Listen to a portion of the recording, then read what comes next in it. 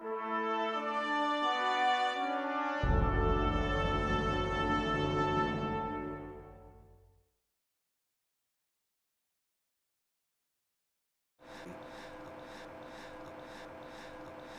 most exciting one I've had was a cold spot. I was telling you about it was like about maybe a 10-foot radius where the temperature went from 45 degrees to 14 degrees right in the middle of it. Since the dawn of civilization, mankind has had a fascination with the unexplained. This boundless and peculiar curiosity is fueled by not only a vast history of mysterious and seemingly unexplainable events, but by our own incessant need to discover the limits of our own mortality. The question of life after death is as old as life itself. It's the very foundation of all the world's religions, and its answer, if ever discovered, would universally change the lives of every man, woman, and child, and forever alter the direction of scientific and religious pursuits. But how can such a question ever be answered? What means do we have to search for a world that is beyond our reach and years? And where should we begin? The answer may be right inside your very home.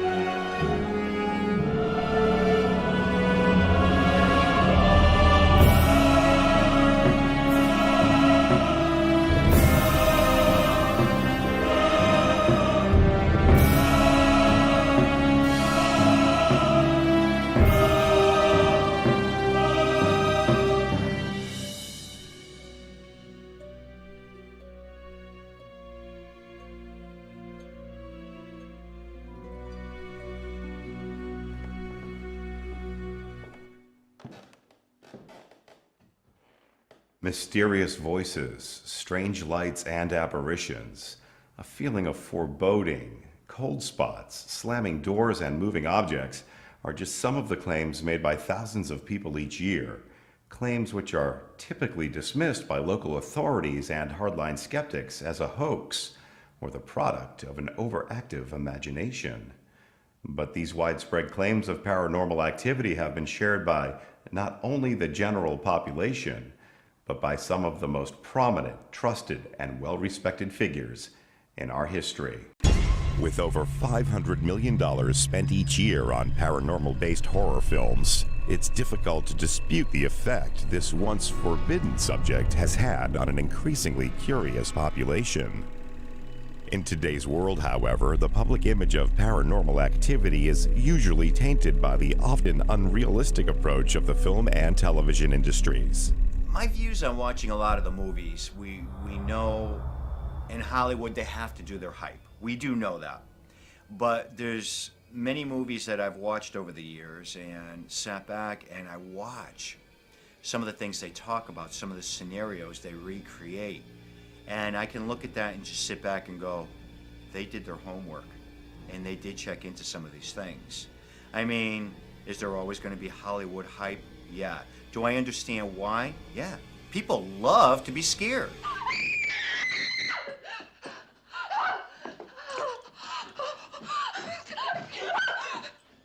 In spite of the growing popularity, the consensus is not entirely favorable. There are those who would argue that Hollywood's unrealistic portrayal of paranormal phenomenon has cast an unflattering shadow of unbelievability on the entire subject, causing the public to relate paranormal activity more to science fiction than actual fact. Reality is you go into a supposed haunted location, you set up your equipment, and you sit somewhere for hours in the dark, and usually nothing really happens while you're there. We love that feeling of sitting on the edge of your seat and waiting for that big confrontation scene at the end of the movie. Well, if they made a movie based on true reality, people would be asking for their money back, because 2 hours of footsteps, knocks, moving of keys, and nothing else would bore people to tears. I think most Hollywood movies that deal with paranormal start off with a grain of truth or a good idea, but then they have to Hollywoodize it and make it sensational. Most ghost hunts and research isn't sensational at all. It's a lot of boring, time-consuming work. But in order to have a Hollywood movie, you have to make things appear that aren't necessarily there. Sensationalism within the film and television industry can create great uncertainty among the viewing audience. Much of the fear surrounding paranormal activity stems from Hollywood's exaggerated perspective of factual events. Aren't they going to kill any of us?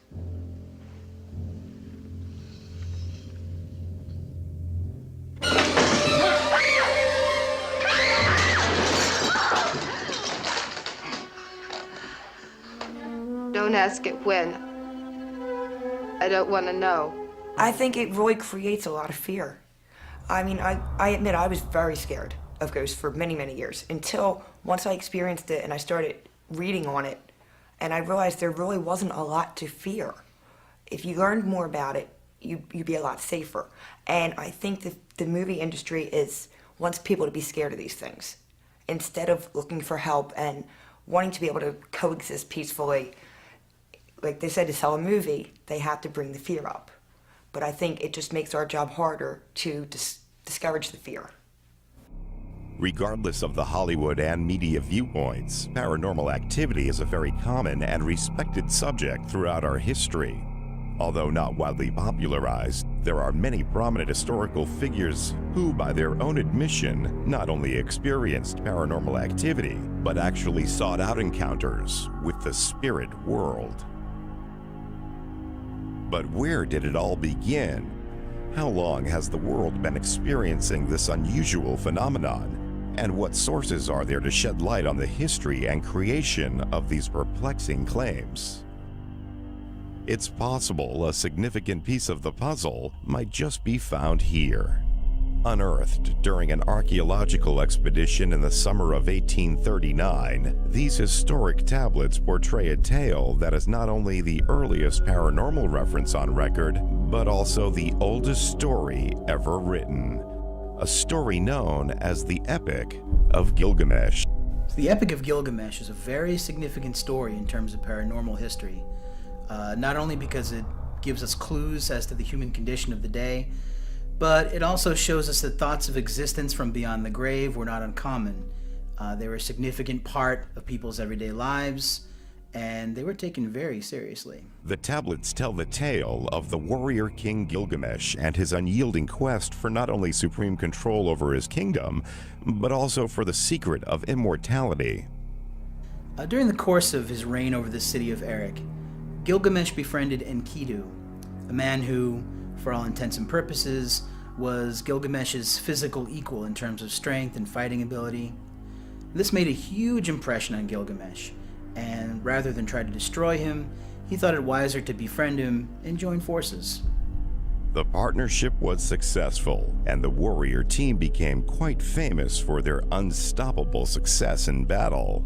It was after one such battle, however, that Gilgamesh's true quest would be realized. Now, directly following a horrific battle, Enkidu falls ill and eventually dies, and this had a devastating effect on Gilgamesh, not only because he lost his dearest friend, but because it brought him face to face with the fact that he wasn't indestructible. This terrified him, and he fell into an all-encompassing quest to find out if there was a new world after death to conquer. That quest was soon fulfilled. After many weeks of searching for answers among the seers and prophets of the time, Gilgamesh had an encounter that would rest his mind at ease. Now, I don't know if the gods took pity on him or not, but Enkidu appeared to Gilgamesh and told him all about the secrets of the underworld, what to expect after dying, everything that Gilgamesh wanted to know. Now, of course, even if this tale were based on factual events, which could have been, the encounter that Gilgamesh had with Enkidu likely would have been strictly psychological. Meaning, here you have a man in Gilgamesh who is distraught, emotionally overwrought, desperate to find the answers to his questions. So it would have been more than likely that he would have made up the whole encounter with Enkidu. He would have probably imagined their whole conversation. But regardless, the story shows us that encounters like this, or at the very least tales of encounters like this, were documented to have happened over 5,000 years ago. Although the Epic of Gilgamesh provides some clues, the nature and progression of when true ghost stories originated is still unknown. What is known is that the interest and popularity has clearly manifested within individuals for centuries. And to this day, word of mouth continues to be the proven catalyst in which these stories are passed down and urbanized. Stories, legends, and accounts of unexplained phenomena continue in modern day and will as long as the quest for an understanding of mortality is craved by the human mind. However, there is one historic account which has left an impact so powerful as to have lasted more than 3,000 years and shaped the popular conception of ghosts all the way into the mid-20th century. The story of Stoic Greek philosopher Athenodorus. Athenodorus Canonides was a really interesting guy. Not only was he a widely revered philosopher and student of Poseidonus of Rhodes, who was probably the greatest polymath of the day, but he was also the teacher of Octavian, who later would go on to be known as Caesar Augustus. But in addition to his teachings, Athenodorus was also known for something more: his encounter with a ghost. A tale that was later documented by the Roman lawyer Pliny the Younger in a letter to his patron Lucius Sura. As the story goes, there was an old house for rent in Athens that was infamous not only for causing disease and sickness, but also for being haunted. So haunted, in fact, that skeptics that went to the house to observe it, to try to disprove the rumors, often came away petrified of what they saw. It wasn't long before Athenodorus would discover the spirit everyone was talking about. On his first night in the house, while writing, the faint sounds of rattling chains and the startling apparition of an old man caught the philosopher's attention. After trying to ignore the spirit with no avail, he decided to follow him with the hope of putting an end to the disturbances once and for all. Athenodorus follows it out to the garden, where it points to the ground and then disappears. So the next day, Athenodorus gets permission from the town magistrate to dig at the spot where the apparition pointed. He digs it up, and he finds a skeleton wrapped in chains. The belief in afterlife existence has not only been one of the primary influential factors in the cultural shaping of our history as humans, it's also the fundamental basis of every one of the 19 major world religions. However, in spite of the obvious influence the paranormal has had on religion, a 2005 Harris poll revealed that while 82% of U.S. adults believe in God, only 40% believe in ghosts. A figure which some find to be absurdly contradicting. Really doesn't make sense, because in order to believe in God, you have to have faith, which is belief in something you cannot see or prove. But we do have a lot more people drilling God into our psyche than we do drilling ghosts into our psyche.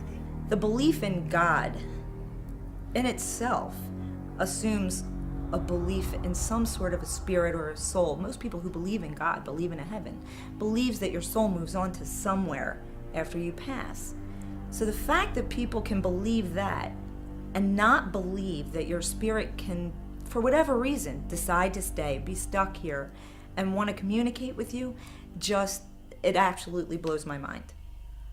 People view things where they need this within their life. That's our powerful force that helps to guide us. Might be viewed differently, but people reach out to that and they hold on to that. A lot of people have difficulty trying to understand, are there ghosts? Are there spirits that are lingering on this plane? Why is that happening? That's a hard concept to understand if you've never experienced anything.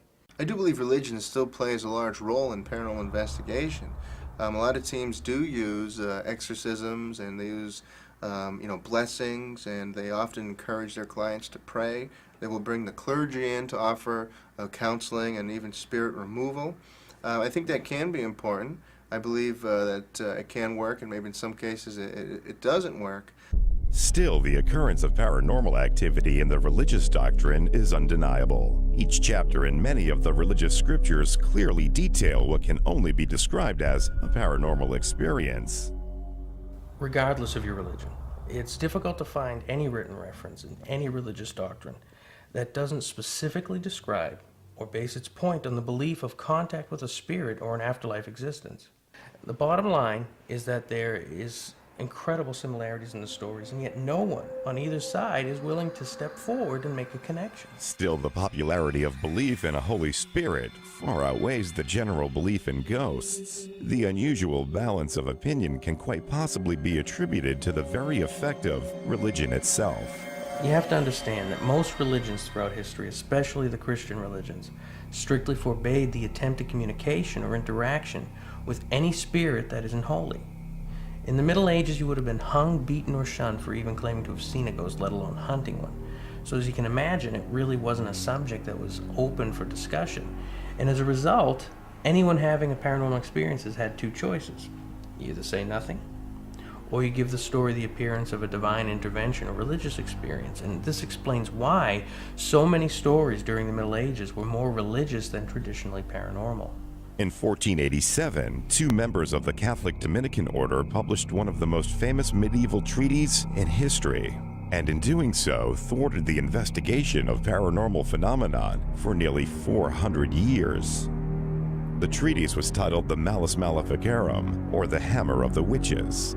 And although the document was specifically aimed at witchcraft and not spirit hunting, the distinction between the two was not typically recognized. The purpose of the Malleus Maleficarum was essentially to refute any and all arguments against the reality of witchcraft.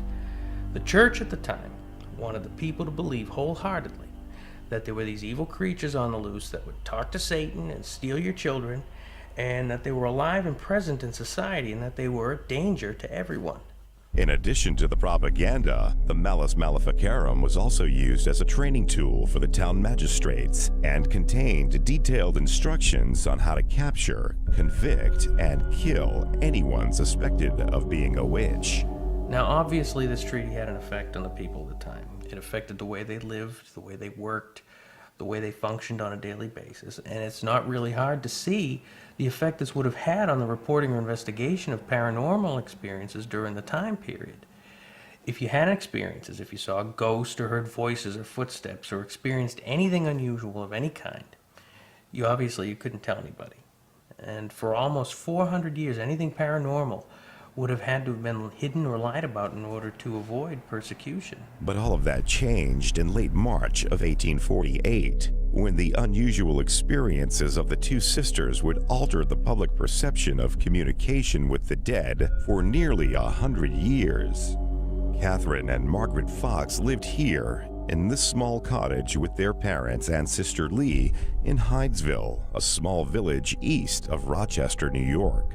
The Fox family started out as really kind of a quiet, unassuming, and relatively normal family. They were originally from Canada, and they moved down to New York State with the hopes of starting a new kind of life for themselves. But unfortunately, the house they moved into had a questionable reputation of being haunted. It was at the end of a long winter and only weeks after moving in when strange manifestations began to occur in the Foxes' home. Strange taps and rapping noises began to keep the family awake at night, events which were all too familiar to the cottage's former owner, Michael Weekman. The Michael Weekman family, who owned the house in Hydesville prior to the Fox family, claimed to have experiences while living there too, and just like the Foxes, they claimed to have been woken up at night by loud rapping noises, and they felt cold spots throughout the house, and they even claimed to have been touched by an unseen presence. And these experiences were just too terrifying and too much for the Weekman's youngest daughter to handle, so they were eventually forced to move. On the night of March 31st, 1848, the disturbances reached their peak. The family, scared and unable to sleep, searched the home relentlessly for the source of the noises. The children in the other room heard the rapping and tried to make similar sounds by snapping their fingers. My youngest child, Kathy, said, "Mr. Splitfoot, do as I do," clapping her hands. The sound imitated, following her with the same number of raps. When she stopped, the sound ceased for a short time. Then Margaretta said in sport, "Now do just as I do. Count 1, 2, 3, 4, striking one hand against the other at the same time, and the raps came as before. She then said, "Oh, look, Mother, it can see as well as hear." The intelligent responses of the entity prompted the Foxes to develop an audible code of communication, 1 rap for yes and 2 raps for no. It was these amazing events and their continued ability to allegedly communicate with the dead that not only lifted the Fox sisters the height of popularity and controversy, but also brought along the advent of modern spiritualism. They brought spiritualism to this part of the world. Spiritualism was alive and well in other parts of the world. They just seem to bring it to life here. There have been times when they have supposedly been proven to be frauds, but whether they were frauds or not doesn't change the fact that they did get people thinking about things and how they work. Not just the fact that they're there, but why are they there? How are they there? What are the mechanics behind it? And that's what started the whole spiritualist movement as a religion. In the few years following the Hydesville incident, a lot of things started happening. I mean, you had mediums that were popping up out of nowhere. Spiritualism became a religion, and seances actually became a high society function. And all of these things were changing the views and beliefs that the country had embraced for hundreds of years. It was a really significant turning point in our culture. And there were the Fox sisters right on top of it all, leading the way. But the growing strength of spiritualism was not without limit. By 1885, the popularity of spiritualist belief was on the decline. Widespread claims of fraud caused a notable decrease in the spiritualist population and serious doubt in the minds of skeptics. The spiritualists were losing the battle with the skeptics, and that was primarily due to the tremendous amount of fraud that was popping up all over the world. It was almost like an epidemic. It was actually around the turn of the century that so much fraud came out. And I think that's what turned a lot of people away. People could start to realize that they can double expose their film and make it look like a ghost, and maybe at first it was accidental, but then they realized they could do it on purpose and scam people. And I think just the amount of fraud that was around at that particular time is what turned people away from it and really made it fade out for decades. Back in the day, they would put on a big song and dance, and there's even reports of some of the most famous mediums. Back when spiritual, investigating and spiritual era really opened up, where they were actually swallowing cheesecloth and then regurgitating it at their high point of the seance, and calling it ectoplasm, and all these things kind of added to the crash of mediums. In the late winter of 1847, a young spiritualist couple from the small town of Vienna, Canada, gave birth to one of the most influential minds of the 20th century, Thomas Alva Edison. In the early 20th century, spiritualism was in full swing and quickly nearing the height of popularity among the middle class and blue blood socialites. Having been raised in a spiritualist family and admittedly progressing in years, Edison's thoughts began to focus a bit less on the physical and more on the boundaries of mortality, an interest which was echoed in 1916 when Edison's friend and famed British physicist Sir William Crookes began experimenting with an increasingly popular pastime, spirit photography. Sir William claimed to have been able to capture a human spirit on film, and although this was really somewhat of a controversial thing at the time, it was enough to pique the interest of a lot of his scientific colleagues, and not the very least of which was his good friend Thomas Edison. Inspired by the British inventor and following Crookes' death in late 1919, Edison allegedly began development on what could only be described as an apparatus for communicating with the dead, or ghost phone as it was often called, a project which was described in the October 1920 issue of American Magazine. The article was called Edison Working to Communicate with the Next World. It was an astounding endeavor of the time, and it was very mysterious, and only a handful of people knew anything about it at all. But because of Edison's reputation and his successes, there was a general confidence that if anybody could make a machine like this, it was Edison. Although there was much speculation surrounding the matter, it was Edison's belief that if an afterlife intelligence could be captured on film, then it was quite possible that his ghost phone might actually work. If our personality survives, then it is strictly logical and scientific to assume that it retains memory, intellect, and other faculties, such as knowledge that we acquire on this earth. Therefore, if we can evolve an instrument so delicate as to be affected by our personality as it survives in the next life, such an instrument, when made available, ought to record something. In the early morning hours of October 18th, 1931, Thomas Edison died, possibly taking with him the secrets of what might have been the most astounding invention in history, and leaving behind the continuing question of life after death. In 1941, 10 years after his death, Edison allegedly made contact at a seance in New York conducted by Scottish engineer and inventor of the television, John Logie Baird. According to first-hand accounts, Edison revealed to Baird that the plans for his ghost phone were left in the possession of 3 of his former assistants, and that the machine itself was built but never worked. Neither the machine nor the plans were ever found, making his ghost phone one of the greatest mysteries of the spiritual and scientific world. Harry Price was not only an engineer and a writer and photographer, he was also probably the most controversial ghost hunter of the 20th century. And when he was 8 years old, he witnessed a stage performance by a magician and potion seller known as the Great Sequoia. And it was this performance that sparked his interest in unexplainable things and really shaped the work he would do later in life. By the age of 15, Price had his first of what would be many encounters with the paranormal when he and a friend decided to investigate the rumors surrounding a local manor house in Shropshire County. After hearing the rumors about this alleged haunted house and being the inquisitive person he was, he just wanted to find out if they were true. So like any curious teenager would do, he and his friend locked themselves in this house overnight to see if anything would happen.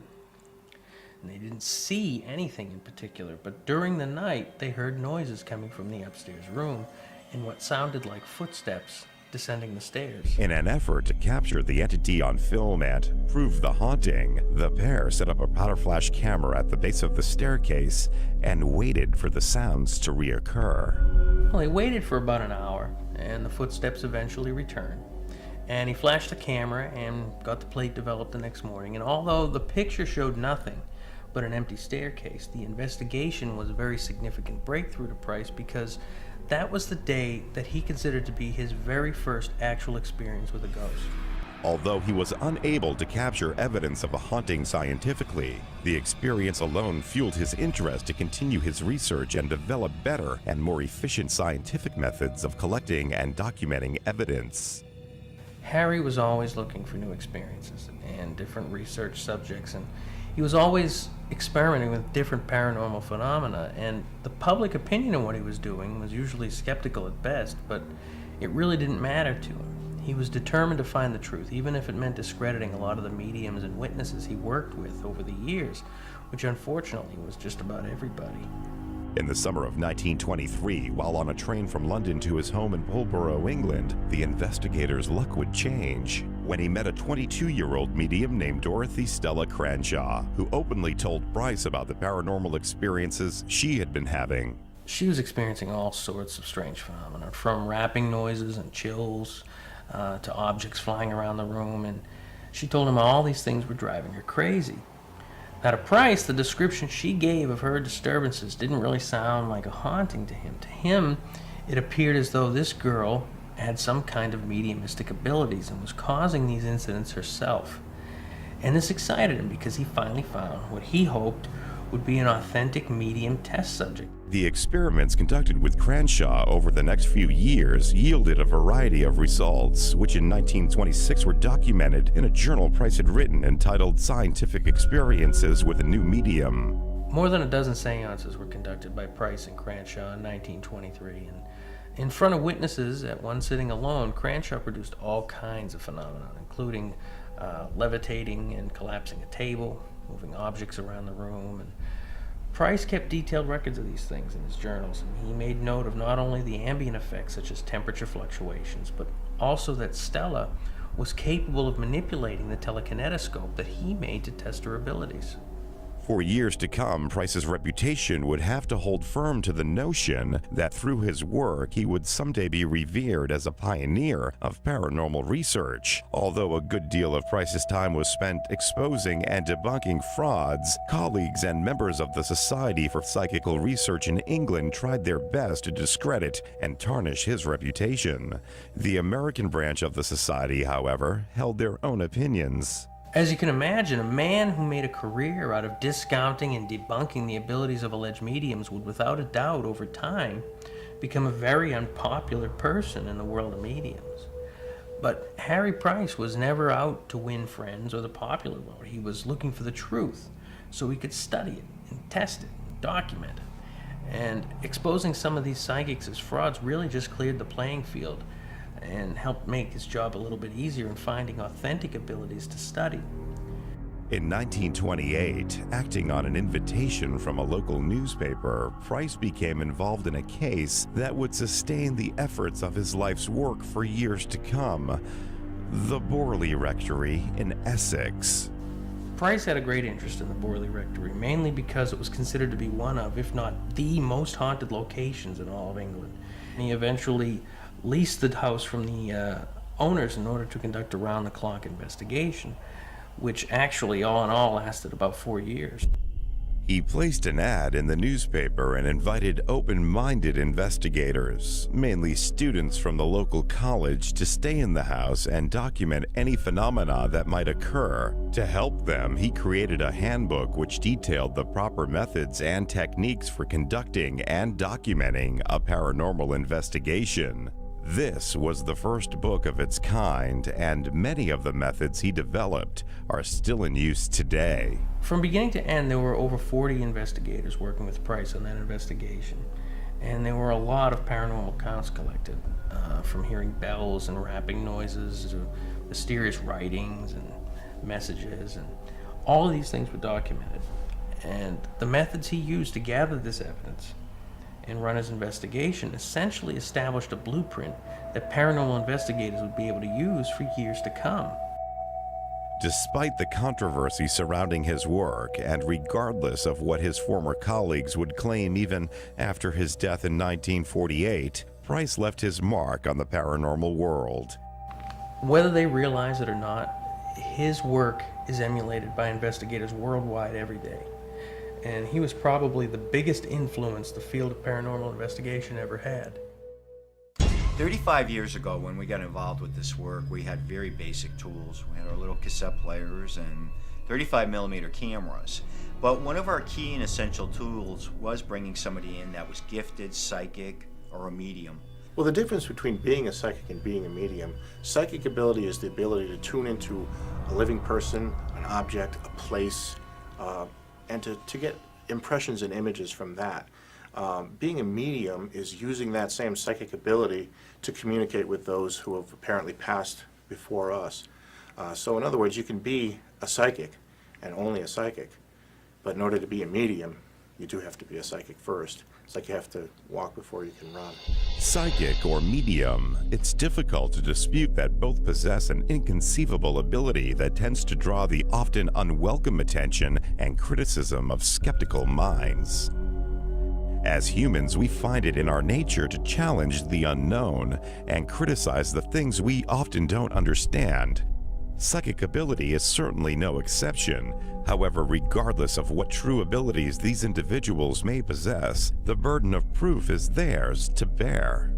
Go either way. There are a lot of mediums out there who claim to be able to contact the dead and speak with the dead, and a lot of them do it just because of the money-making aspect they can get out of it. But I'm sure within the world that we live in, there has to be someone out there who has some special talents that can pick up and communicate with the dead. Communication with those who have experienced life after death is a fact, and it's as easy to believe in that for me as it is to believe in trees. Unfortunately, I can take you outside and show you the trees. I can't show you the spirits. It's a personal experience. Psychic ability has been the foundation of paranormal research and spirit hunting for hundreds of centuries. It's been both the subject of praise and the primary symptom of humiliation. But in spite of the vast cases of fraud unveiled throughout the turn of the 20th century, or the ever-entangled controversy surrounding the validity of mediums, they are still a widely used resource in modern paranormal investigation, and often bring to the table a varying range of unique abilities. Some possess the ability of clairvoyance or precognition, which is the perception of events that have or might occur. Others possess the power of psychometry, which is the ability to obtain information through touch. Although they differ in their application, both have been considered a valuable asset to the research and validation of evidence. We actually have people in our group who are mediums. There's absolutely nothing wrong with that. People in our group have a lot of different abilities, just from feelings to being able to see spirits. And having all of those different abilities being part of the group gives a whole lot of validation to what we do when we give that information to a client. When you can get somebody who can see a spirit and have somebody else who can just sense it at different times but come up with the same thing, that's very validating when you hand that over. So all these different abilities, mediums or whatever level of sensitivity, is very important when you're doing an investigation. Equally important is the group's ability to document their findings and capture evidence in such a way as to present it to a growing skeptical society, something mediums have yet to accomplish and the science-minded have yet to support. You know, we're no better than the psychic or the mediumistic investigating. We just offer hard evidence to people, evidence that's hard to take for skeptics, evidence that they may think is actually paranormal phenomena, and that's hard to do when you're just dealing with opinion and a theory and no actual science behind it. As a medium, the evidence that I collect is usually in my head. I don't have any equipment or anything like that, so capturing it wouldn't really be the right way of putting it. How often do I experience evidence? I can pretty much go into a house that's never had any history of paranormal activity, and I would still pick up on the spirit world as a constant, and it's all around us. I was feeling like there were two people standing by the window. It felt like a mother and a little girl, and they were looking out the window. It felt like they may have been talking to somebody out that window on the right side. Well, as I remember it, I don't literally see what I'm picking up on. I mean, I'm not seeing it with my eyes. It's being impressed upon my mind. The easiest way to explain it is it's very, very subtle. It's almost as if I remember what someone looks like when I'm saying that I see someone. It's that subtle. And it does take a while to figure out what's me and what's not. But I've gotten to the point where I'm able to do that. And I did perceive of a child. When I say a child, I want to say 6 to 8 years old, a little girl. She was standing right inside this door, about 4 feet inside this door. When you guys first opened the door? No, I was sitting in there by myself, and Karen was coming around. When I heard Karen, I turned to look at her, and the little girl was standing there. I feel like she came out of the closet. I didn't see her come out of the closet, but it felt like that's where she came from. That's kind of where we were getting the reading, too. It was right about that. She's only about this big. Yeah. I mean, I could go into detail and describe everything about what she was wearing and so forth, too. And it's all what I need to know. She's not going to tell me something I don't need to know. But I did pick up on a small girl with a kitten. I did not get the girl's name, but she did give me the kitten's name as Charlie. And she does seem to hide in the closet of the room that we were in with the kitten. I had a feeling that she wasn't supposed to have the kitten in the house, and that's why she was hiding. When it comes to paranormal investigating, there's really two types of investigating that researchers do. There's scientific investigating and there's psychic or mediumistic investigating. And I don't think one or the other is necessarily better. I just have a problem with mediums and psychics putting forth their opinion as fact. If we're dealing with somebody who says they see a spirit across the room and you're checking, there's temperature drops, they're picking something up on the infrared, and if they can document that scientifically, that proves that what this person is picking up on is something that's accurate. The biggest message with what I do is that I am not gifted or better or different than anyone else, and anyone can do this if they simply just take the time to develop it. The way I explain it to people is that the spirit world is a constant. It's as if it's raining outside all the time. You can't make it rain. You can't stop it from raining. You can't make it rain harder or softer. But it's up to you whether you want to stick your head out the window and get wet. It's going to be there, whether you're there or not. Spirit communication is not limited to those with psychic abilities. Specific devices have been used throughout the years which are said to allow anyone to communicate with the spirit world. One particular form of communication, known as pendulum dowsing, originated in Egypt over 4,000 years ago when it was used as a means of spiritual healing. But over the years, the primary function and general technique has varied, and in the field of modern psychical research, dowsing is used not only to locate spirits, but to communicate with them. Stop it. Are you guys familiar with dowsing? Crystal pendulum dowsing? In a typical dowsing session, the user determines which pendulum motions will indicate a yes or no response, and then holds the pendulum steady while asking specific questions. Are your mom and dad in this house with you? No. Do you miss your mom and dad? It's believed that the spirits either manipulate the pendulum or the person using it to communicate their answer. Although this type of communication has been subject to many debates throughout the years, the general principle behind it is one that has been applied to a variety of devices. One in particular, the Ouija board. Much like the pendulum, the Ouija board is typically used by those seeking to foretell the future or discover occult knowledge through paranormal or supernatural means. Some believe this mystical tool originated in China over 3,000 years ago. Others claim the device has a primarily Greek history and was first used in the year 540 BC.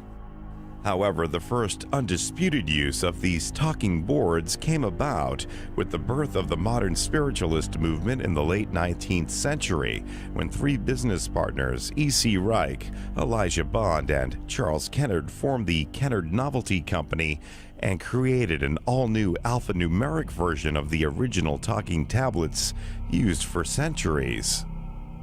The new design featured the alphabet scribed in arcs across the middle of the board, along with the numbers 1 through 10. The keywords yes and no and goodbye were also added. In place of the original planchette was a four-legged paddle-shaped pointing device, which would allegedly allow the spirits or its users to spell out responses rather than writing them. Kennard called the new device Ouija, after what he claimed was the Egyptian word for good luck, and sold the board as a parlor game. However, the ventures of the Kennard Novelty Company were short-lived. In 1892, in the face of financial ruin, Kennard lost his company to one of his former employees, William Fold. One of Fold's first public relation gimmicks as master of his new company was to reinvent the history of the Ouija board. He said that he himself had invented the board, and the name Ouija was in fact a fusion of the French word oui for yes and the German ja for yes. But it's much more likely that the name came from the Moroccan city of Oujda. Middle Eastern cities were in fact very popular during the late 19th century. During a Ouija session, users sit with their fingers placed lightly on the edge of the planchette or pointing device in the center of the board, and questions are then asked aloud. Okay, now somebody ask a question. Oh, by the way, if you ask a silly question, it won't answer. According to those involved, any willing spirit present at the time spells out their responses by moving the planchette over the appropriate letter. Of course, this phenomenon has yet to be proven scientifically, and many skeptics doubt the board has any spiritual significance at all. The Ouija board is really just a pressed cardboard. It has no connection to the spiritual world. I don't see them as the evil things that some people do. That, oh boy, if you ever touch one, you're going to be haunted for the rest of your life. It's probably a tool just like a pendulum and crystal ball and so forth that some people can use to help them focus. I don't think there's anything supernatural about it. Many skeptics of the board attribute the movement of the planchette to dishonesty or the unnoticeable reactions of those touching the pointer. But what of the claims of paranormal activity said to manifest during a Ouija board session? We believe it's the act of what you're doing that kind of promotes and works as a catalyst for paranormal activity. You're sitting there and you're trying to communicate, and perhaps these things are seeing you do that, and they're going to come out and you're going to get good and bad with that. Although it's true the Ouija board has a history considered by most to be nothing more than a novelty, there are still many who to this day regard it as a mystical portal to another world or a spiritual antenna set to facilitate contact with all types of paranormal entities, ranging from friendly souls to ill-intended demons. Well, a Ouija board, I would say we have a little saying about the Ouija board. If you put hinges in the knob in it, we could use it as the door to hell. A Ouija board is like literally leaving your door open. If you don't know what you're doing, anyone can come in. And it's like attracts like in spiritualism. And if you get a bunch of drunk people together with a Ouija board, they're not going to bring through Mother Teresa. They're going to bring through someone at a very low level who may want to scare them and may even want to hurt them. So I would never, under any circumstances, condone the use of a Ouija board. Well, to us, Ouijas or witch boards are a tool that you never use on a site. Because if it's already active and you're opening a doorway, you're only going to make it more active by opening a doorway for other things to get through. You could become possessed. You could lose yourself. That's a bad thing. Regardless of the differences of opinion surrounding the use of Ouija boards, one question still remains. Are they indeed capable of producing or facilitating the production of paranormal activity? In the hopes of finding an answer, the New Gravity Media team decided to put this ancient oracle to the test. Well, what we wanted to do is we wanted to bring together not only mediums, but individuals who claim to have experience producing activity with a Ouija board. And fortunately, through the help of Jim Bucknam, a medium for Boston Paranormal, we were able to find a few people that fit that description. The team enlisted the help of Barbara Safransky, a medium and curator of a small shop in Salem, Massachusetts called Angelica of the Angels. The session was held in the home of Tom Elliott, also a member of the Boston Paranormal Group. Well, we set up the equipment. We had 2 cameras on tripods and 1 roaming, and we placed a microphone over the table and miscellaneous meters around the room. We put a EMF meter on the table and a thermometer and humidity sensor on the mic stand and a Geiger counter to keep tabs on the background radiation level. With all of the equipment in place, the session began. Both Barbara and Holly sat at the table and centered themselves spiritually before starting. Ready?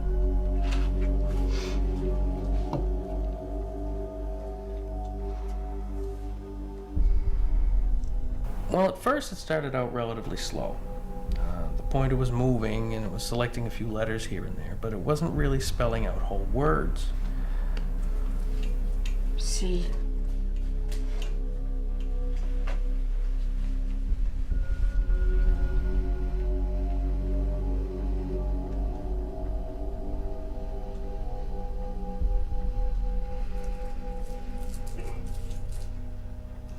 A. And from time to time, the pointer would slide right off the board onto the table.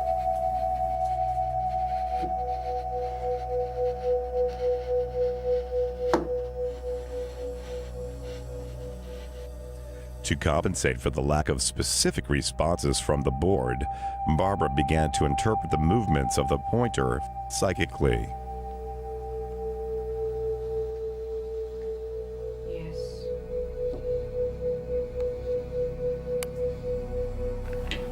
She wasn't getting much in the way of understandable responses with the board, so she started to interpret what was happening on her own. Have you left us? I had a Frank and a William that came in.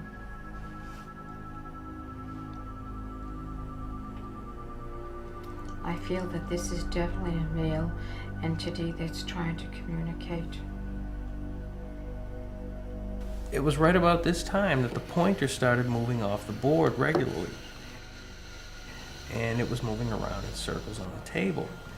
So eventually they just took the board off the table altogether and let the pointer just run haywire.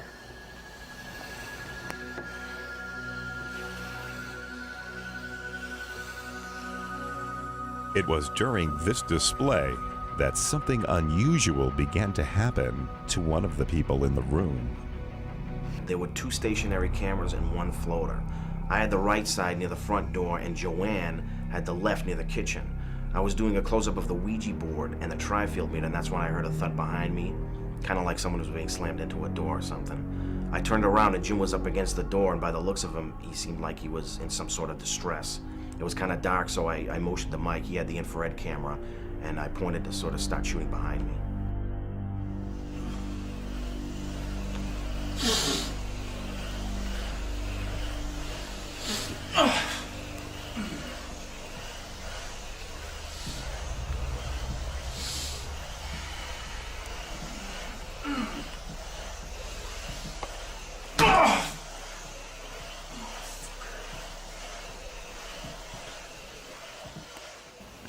I'm standing there filming, and Anthony gestured to me to look over at Jim, and when I turned to look, he looked like he had trouble breathing. So I switched the camera over to infrared, and I kept an eye on what was going on with him.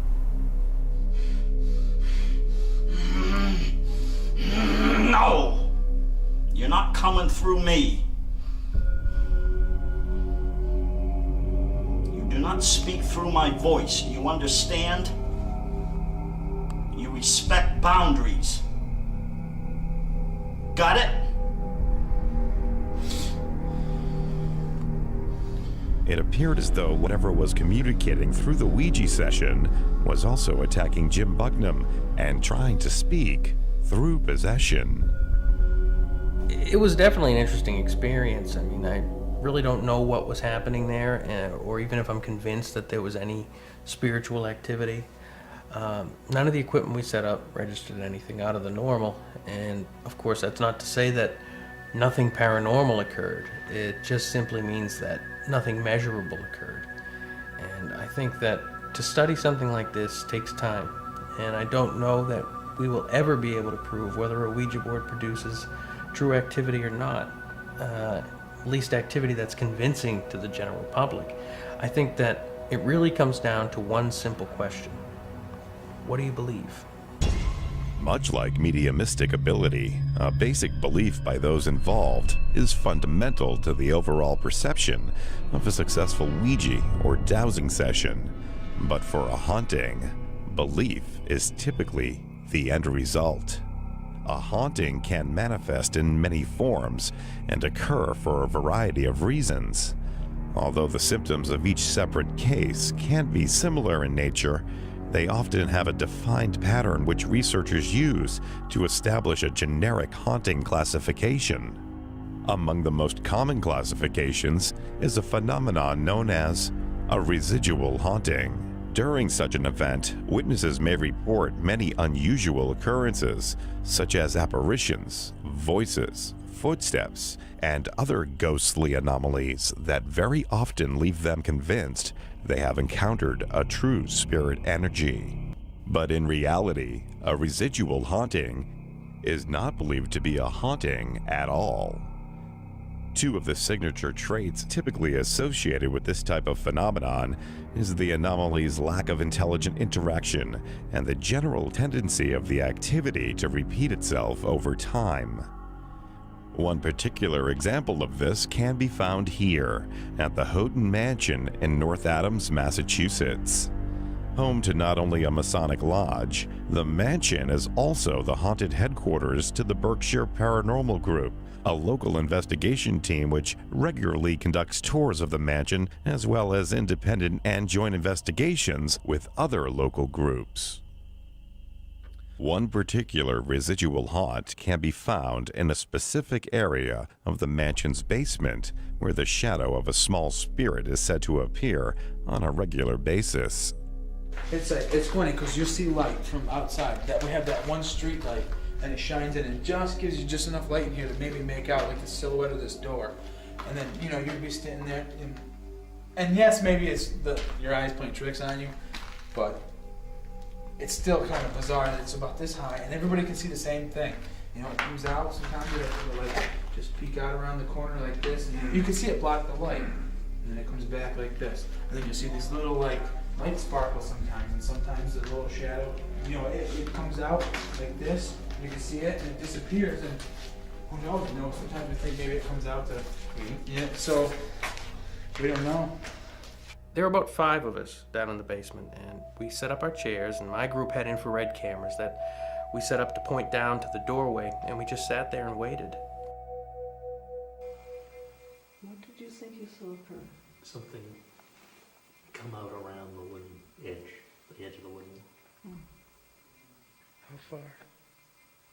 Halfway up, Like a shadow?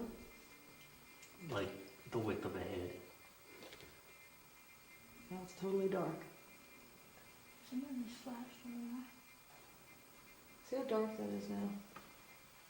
I mean, it could be your eyes are tiring too, from staring. Yeah. After a while, people started mentioning that it looked as though shadows were starting to move, but when I looked down at the camera monitor, I couldn't see anything out of the ordinary.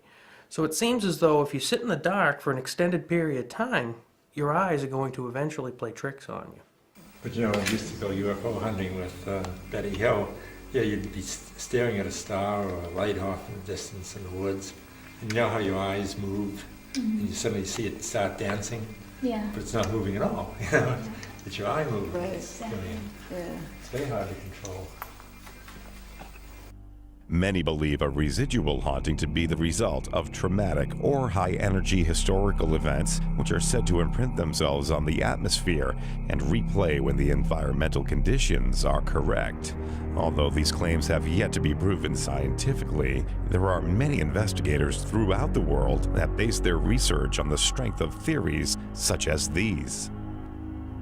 Another less common haunting classification is a phenomenon known as a poltergeist or noisy ghost. Unlike a residual haunting, poltergeists can show obvious signs of intelligence since they very often interact and center themselves around a particular person or object. The very nature of poltergeist activity is the physical manipulation and often destruction of property. Therefore, it can, at times, pose certain physical dangers, and many investigators recommend that any investigation of this type of activity be handled cautiously. Although some believe poltergeists to be nothing more than telekinetic energy manifested through the victim's own subconscious distress, others believe them to be separate spiritual beings which find pleasure in the torment and harassment of others, or possibly lost souls desperately trying to gain our attention. Despite many years of study, a conclusive determination surrounding poltergeist activity has yet to be made. One of the less common but more popular classifications is what's known as a traditional or intelligent haunting. Unlike a poltergeist, a traditional haunting typically centers around a specific location and can portray a wide range of unsettling activity, which can encompass all of the physical and visual attributes of the other paranormal classifications. But there's one defining characteristic that separates a traditional haunting from all the others: the inclusion of a human or inhuman spirit. The apparitions and manifestations encountered in a traditional haunting can appear in a variety of forms. They can be as subtle as a cold spot or faint odor, and as vividly present as a bright ball of light or full-bodied apparition. Although the true form of these entities is not entirely known, many have their own opinion on why they appear the way they do. It seems what the spirit is doing is projecting its image to you. It's projecting itself the way it sees itself. In other words, it may be projecting a mirror image as it knew itself in life. Or if it's a spirit of an inhuman nature, it's trying to make you believe something that it may be somebody from the Civil War dressed in Civil War uniform, or a small child. And incidentally, sometimes spirits wear not just period clothing, but bizarre clothing as well. They wear very minimal clothing, very, very plain, drab clothing. Most of the time you hear of the stories, people are not dressed in modern style. They don't have a modern appearance to them. They're sort of old-fashioned or a different era. There could be a few reasons for this. One reason is it could be a residual style haunting, meaning it's just sort of a playback in time, not aware of time and space. And these are usually, according to case study, 100, 150 years old or so. That may be one of the reasons. Another reason is accessibility to locations. Most people that are investigating the paranormal are not in people's houses, are not in modern day structures. They're grave stomping in old graveyards. They're running around in abandoned buildings, going into old tuberculosis hospitals, all these places where you're going to see people of an older generation or a different style dress. The appearance of ghosts is certainly a subject that is open to interpretation, but still, there's a bigger question in play. Why do these hauntings occur? Tales of apparitions and ghostly manifestations are thousands of years old. If these personal encounters are indeed the souls of those who have passed on, why do they linger? And where do they come from? I think hauntings have been occurring throughout the history, at least the recorded history, of humanity. I think there are other dimensions that we don't totally comprehend or understand, and that they're concurrent with our dimension. And sometimes there's a bit of a time lapse or a crossover with these dimensions. I think that's essentially one of the main reasons that hauntings do occur. A lot of it could be geopathic energy. A lot of it is just shifts in energy. You have a house that might be standing dormant, nobody lives in it. It might go for years unhaunted, then a family moves in, they bring in kids, they might bring in energy, positive or negative, and it's kind of like lighting a torch in the middle of the woods. Sometimes it'll attract energy of the same kind. You may be missing that element of unfinished business or untimely death, or you kind of need some sort of attachment, I believe, for a spirit or ghost to still be lingering there, and maybe we're just missing that. In spite of the calm and quiet nature of some hauntings, entities can at times be far from peaceful.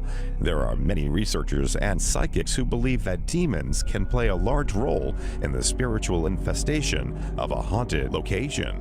Those troubled by demons or inhuman entities are very often the cause of their own infestation. It's believed that certain types of spiritual activities, such as seances and spirit communications, can open portals to other dimensions and allow these entities access to our world. They usually opened up the doors somewhere along the line for that spirit to enter their lives. Were they playing with the Ouija board, tarot cards? Were they doing seances, spirit communications? These are all doors. And once those doors are open, spirit can come in. And spirit attracts spirit, whether it's human spirit or something on a negative level. However, many skeptics equate the subject of demons to nothing more than a fairy tale or ancient mythology. But are these beings real? And what is their purpose in their torture and torment of our world? The way I look at it is they are evil. They're conscious entities that are out to create destruction, chaos, and that's really what they're after. When you deal with an inhuman entity, it's usually focused on a specific family member in a specific home, and they're trying to break down their willpower. They're trying to break them down, and they're trying to make them miserable so that they can infest them. They are at war with certain positive forces, and personally, I believe because we're God's creation, They are very envious of us because we've been given the gift of life and free choice. And that's why negative demonic hauntings occur, because it's a war against us and against God, our Creator. The symptoms associated with a demonic haunting can range from small, insignificant manifestations to significantly more pronounced and dangerous activity, such as human possession. Well, when you deal with lower level demons, you're basically dealing with something where they'll do little mischievous things and they'll flutter about, and I call it the flutters. And they're just like nonsense type things. You know, just enough just to annoy you, to let you know that they're around. The difficulty in researching this type of activity, aside from its obvious inherent dangers, is primarily due to the entity's ability to appear in any form they choose. Well, a lot of times it can disguise itself as your grandmother, your grandfather, a deceased loved one, a child. It's very confusing and it will deceive you. Very seldomly will I ever come to a quick decision that we're dealing with human spirit or we're dealing with something on a negative level. Sometimes it could take several trips to a location or dealing with a person continuously to be able to solve that puzzle and see what the next step is going to be to being able to help that person out. Whether the haunting is traditional, poltergeist, or demonic, it's very often an unwelcome and frightening addition to most homes. For this reason, researchers will often work with their clients to help find solutions and take steps to clear their homes of any unwanted or negative entities. We give them different ways, different things they can do in their house. One big thing is to keeping up a positive energy will help immensely. Sometimes they can have priests come in and bless their home. That will never hurt. If the energy, the house isn't like free flowing, there's a lot of furniture and the energy is stifled in some areas, the more openness you have, the more it can flow. And we'll give them tips like that and things they can read, and we will always stay in touch with them. If they think things are fine and it comes up again 3 months later, they can get right back to us again. And we'll go back and look for another way to help. Every case is unique, basically, on their needs. One particular method of clearing unwanted entities is what's known as an exorcism. Jim Bucknam, a medium and investigator for the Boston Paranormal Investigators Group, does just such a clearing. What I usually do is, first the client will do a walkthrough with me through the house and show me the places that they think that they've seen the entity, and they'll describe stories to me about some of their experiences. So what I'm going to do is just walk all over the place. I'll go outside, I'll go upstairs, downstairs. My daughter moved. She's in a lockup right now because she's become extremely mentally unstable. I just sort of kind of closed her door. Okay. It's a disaster area in her bedroom. It's very I need to look in her bedroom. I won't disturb her. I'm just letting you know of this. No, I don't really. I'm not You're welcome to any concerned about that. I'm more concerned with the energy and seeing what's what. To do that, I need to have the whole house. Go for it. And then I go through myself, and I usually carry a legal pad with me, and anything that comes to me, any perceptions that I have, anything that I see, I write it down. It's sort of like it's like detective work. I want to know what's happening, why is this haunting taking place, what's the cause of it, what kind of entities are involved, how are the people being affected, and I go through that whole process. And usually when I go through a house, I may fill out 3 or 4 pages of notes, and that's just for myself so that in the end, when I perform an exorcism, I know what it is that I'm dealing with.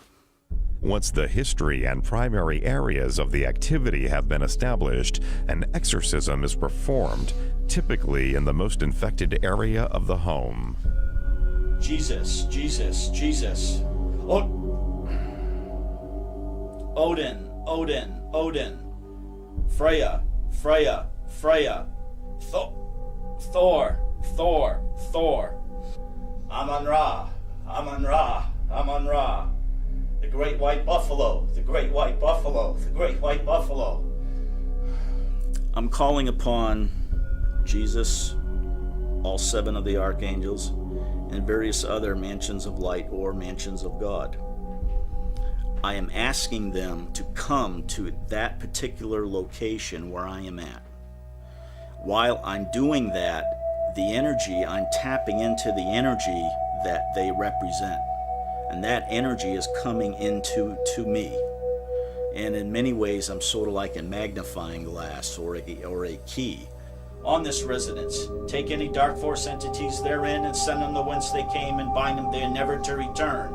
Dissipate any negative thought forms from within this residence to the universal substance. As I'm saying what I would like for them to do at that place, taking whatever entities that are there and sending them to whence they came and bind them there never to return, taking any object within the person's home and neutralizing it, getting rid of any negative energy that's in the house, closing any portals or doorways to other dimensions where these entities are coming through. And all that energy is coming into me from these different places. At the same time, the entities that are at the home are fighting me because they don't want this to happen. Once this is accomplished, then place round about, above and below this residence 7 HD sharp shields for its protection. Thank you.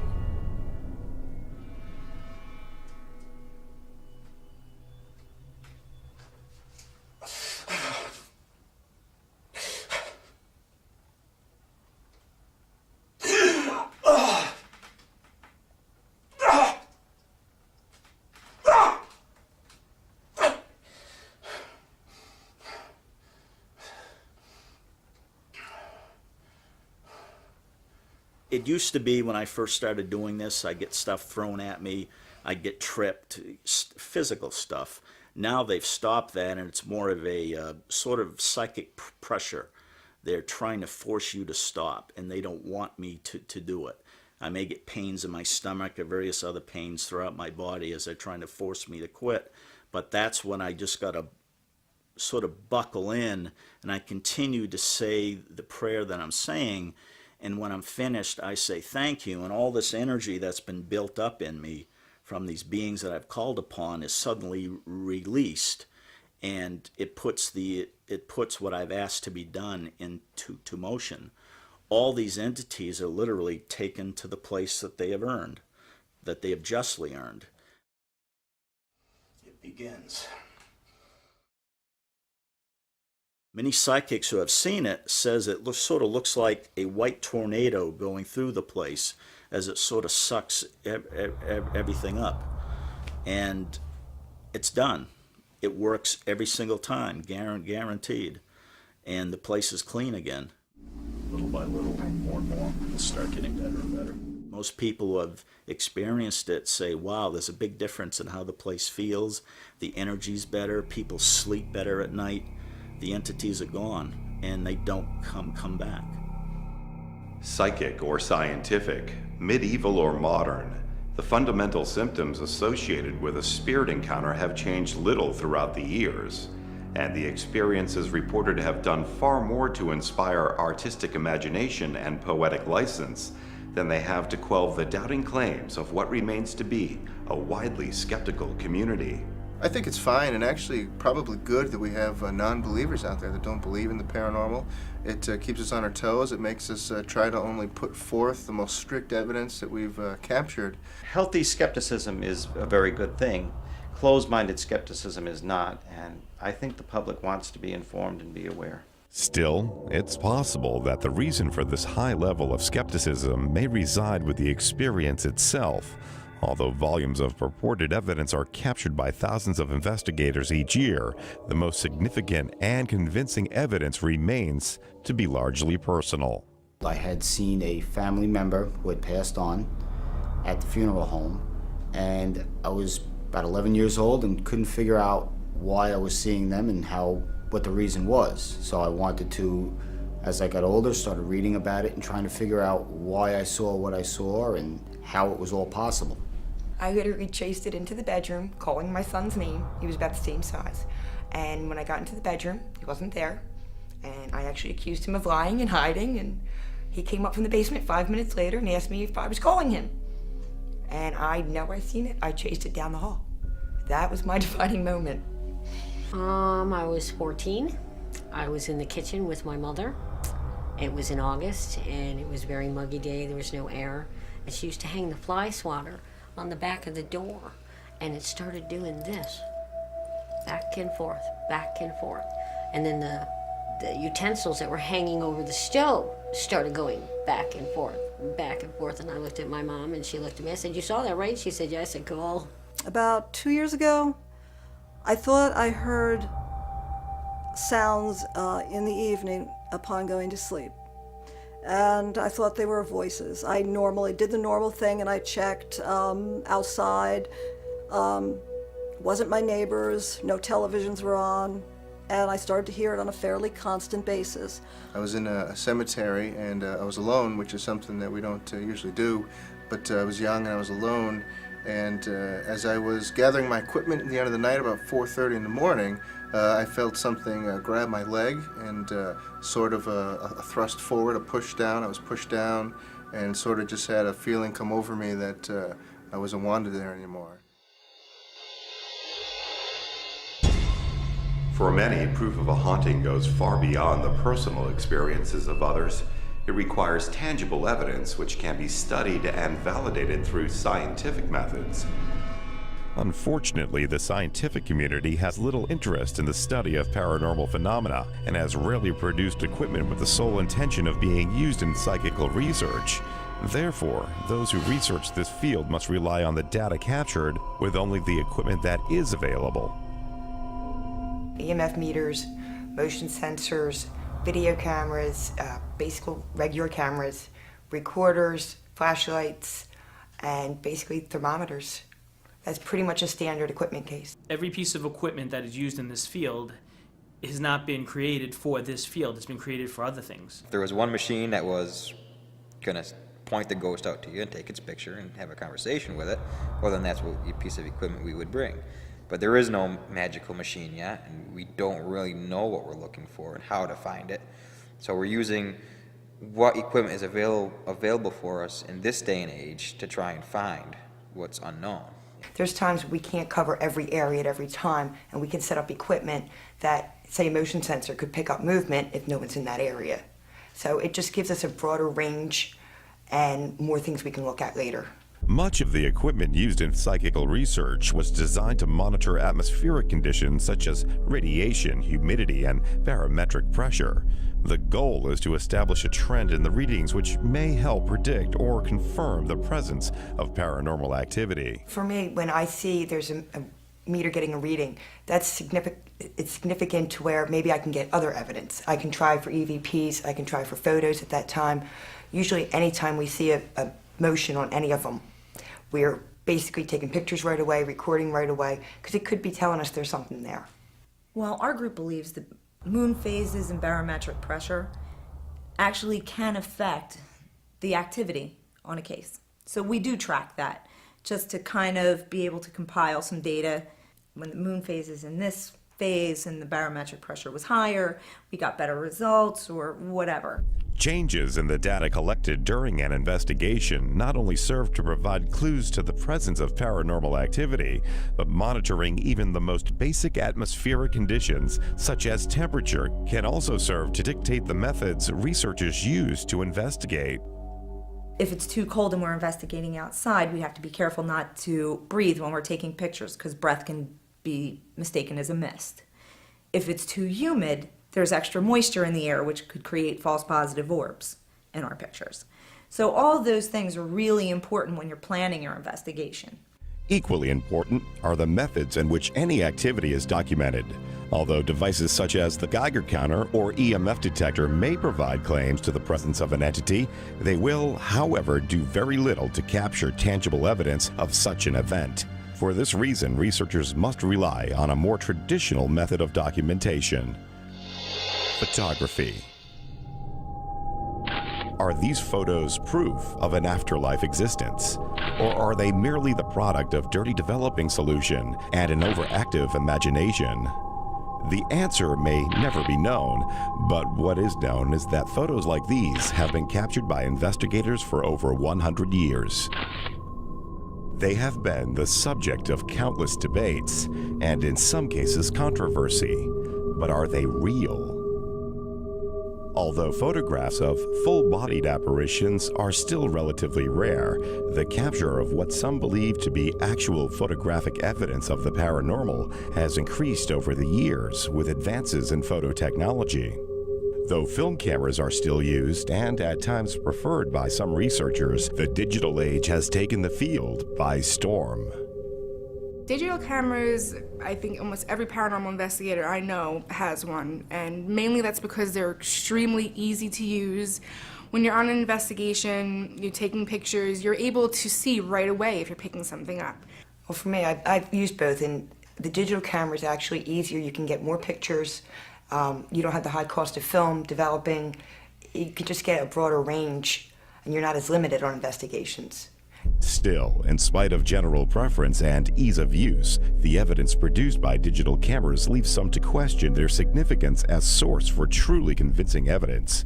Digital photos are much easier to manipulate than those produced by film, and as a result are often disregarded by skeptics. Regardless of the preference, film or digital, the field of paranormal investigation has yet to produce an undisputed photo of paranormal activity. Look at the drapes in this one. Oh, that's pretty cool. That's awesome. Look at the other one. This anomaly, they said, shows up in just about everybody's pictures. What am I looking at, though? Look at the ring.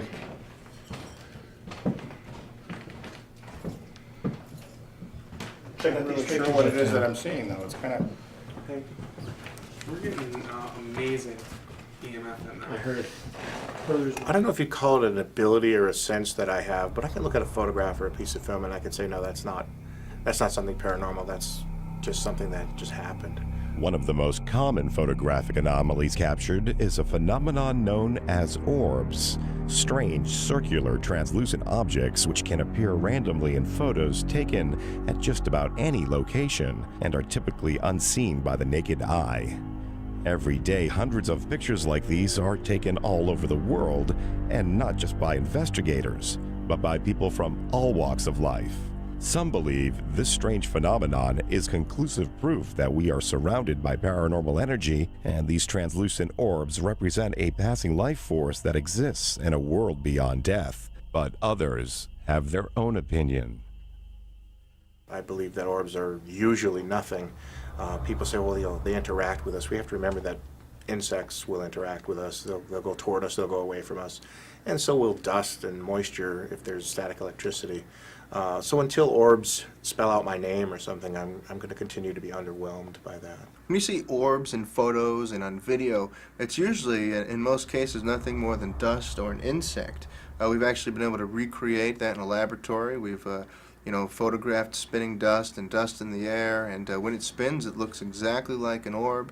A true energy orb will emit its own light, will have its own pattern. It won't follow the wind or the direction of a breeze. A true orb is always perfectly round, is always somewhat transparent, and is going to show up in a picture. You may have 2 or 3 in one picture, but they're going to be scattered.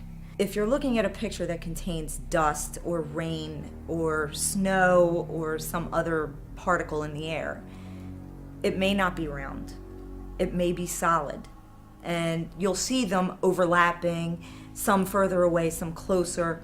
They'll be much more dense in the picture than a true orb is. Most groups have their own opinions on the validity of orbs as evidence, and very often will avoid relying on one single piece of evidence as proof of a haunting. We tend to try and use evidence that has other evidence to back it up. For orbs, for instance, we generally, if we have just a single orb or even a lot of orbs, which is pretty indicative of dust, if we just have one orb and that's the only thing in a picture and there's the only occurrence at that time, we probably will end up debunking it. We're not really passing it off as solid evidence. We like to be able to say, not only was there an orb in the picture at this time, but there was a personal experience taking place. There was EMF fluctuation. We captured an EVP in the room at the relative same time as the orb. In other words, we're not just relying on one piece of evidence. If we have 2 or 3 things happening at the same time, then we're more apt to really say this is paranormal opposed to just something that is naturally occurring. When you've basically canceled out everything it could be, then it's paranormal. And by saying it's paranormal, it's not saying that it's a ghost or a spirit. All it's saying that is it's something beyond the normal.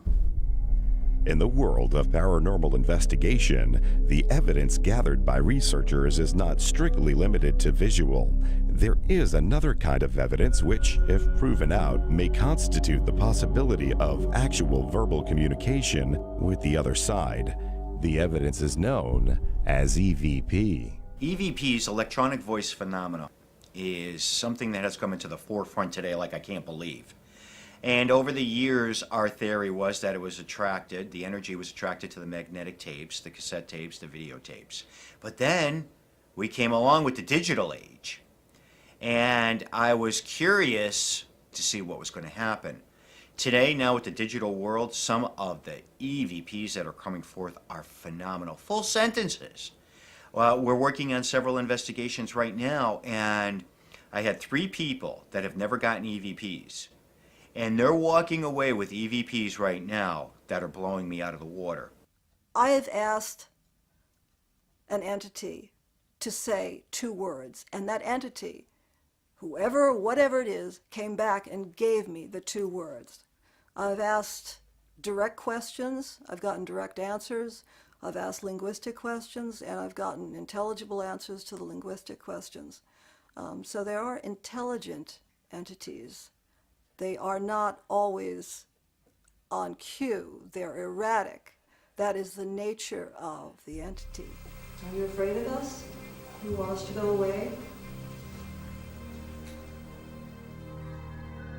Usually when, like for me for instance, when I go on an investigation, I might take like 20 pictures, but I'll have 4 hours of audio, because I just feel audio is more substantial to what we're doing than pictures, because pictures, can be very easily, not faked, but, misunderstood. EVP is a little bit harder to, explain.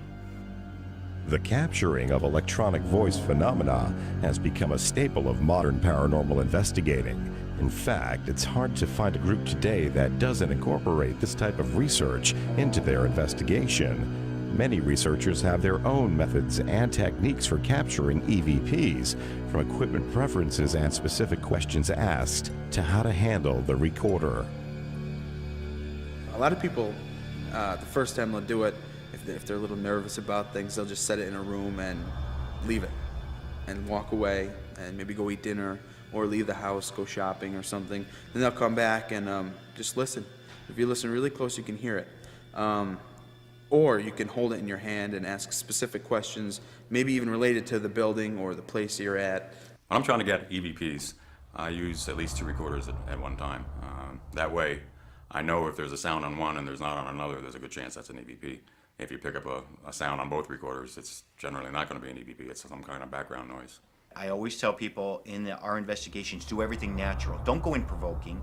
Don't disturb things. Put your tape recorders down. Have your normal conversations. Talk about what might be happening in that environment, in that haunting. And you'll walk away with some of the most phenomenal EVPs. Can you give us a sign of your presence here?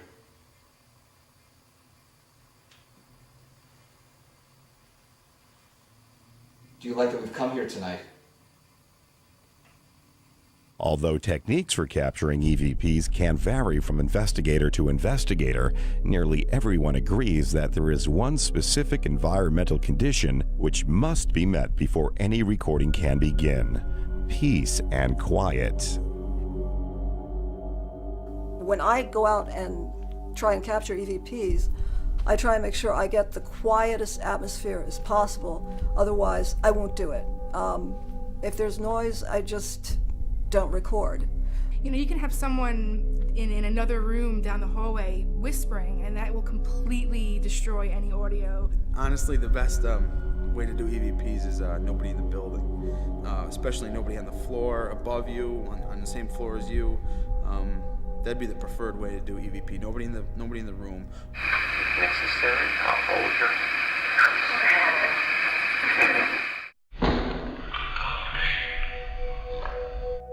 Are these voices from beyond the grave?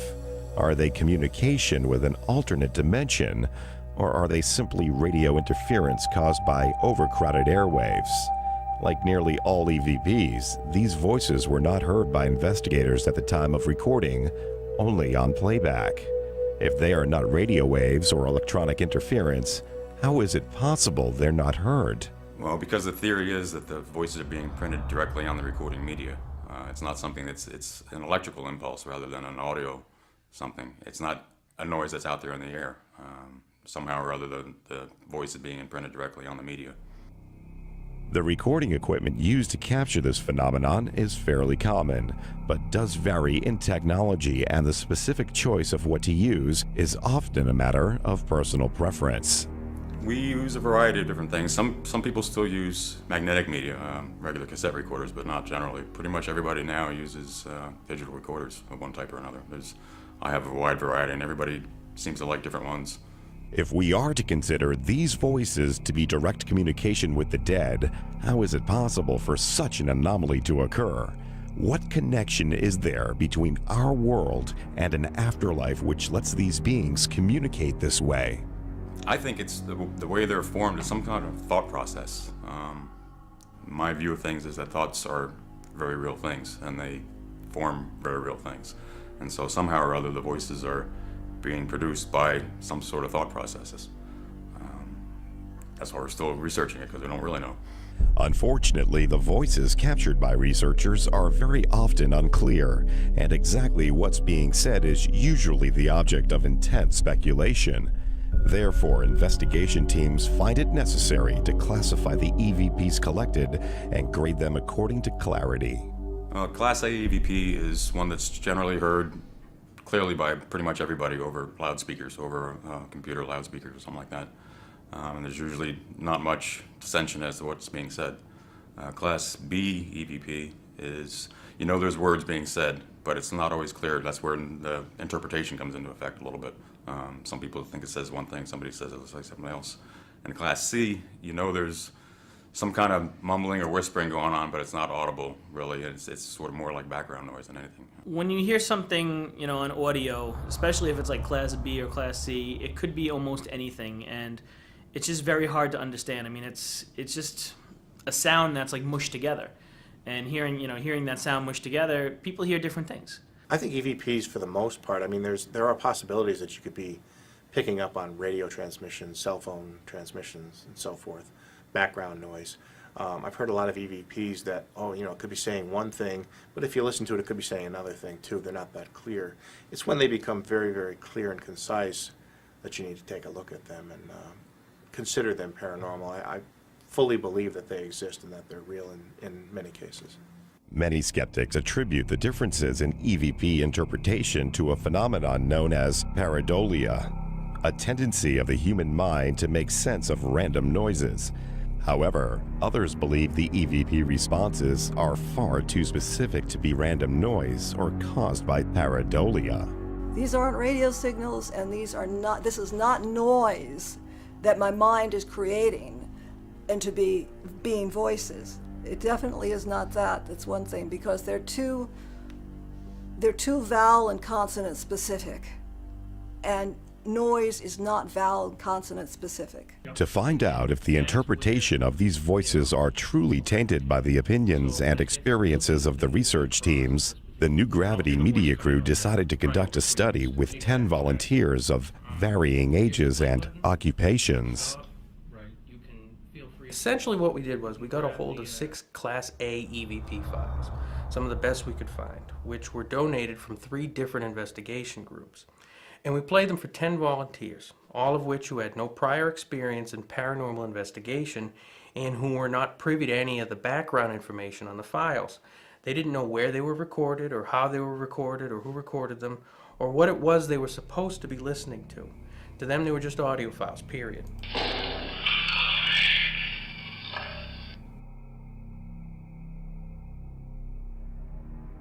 And when they were done listening, we asked them what they think they might have heard, if anything at all.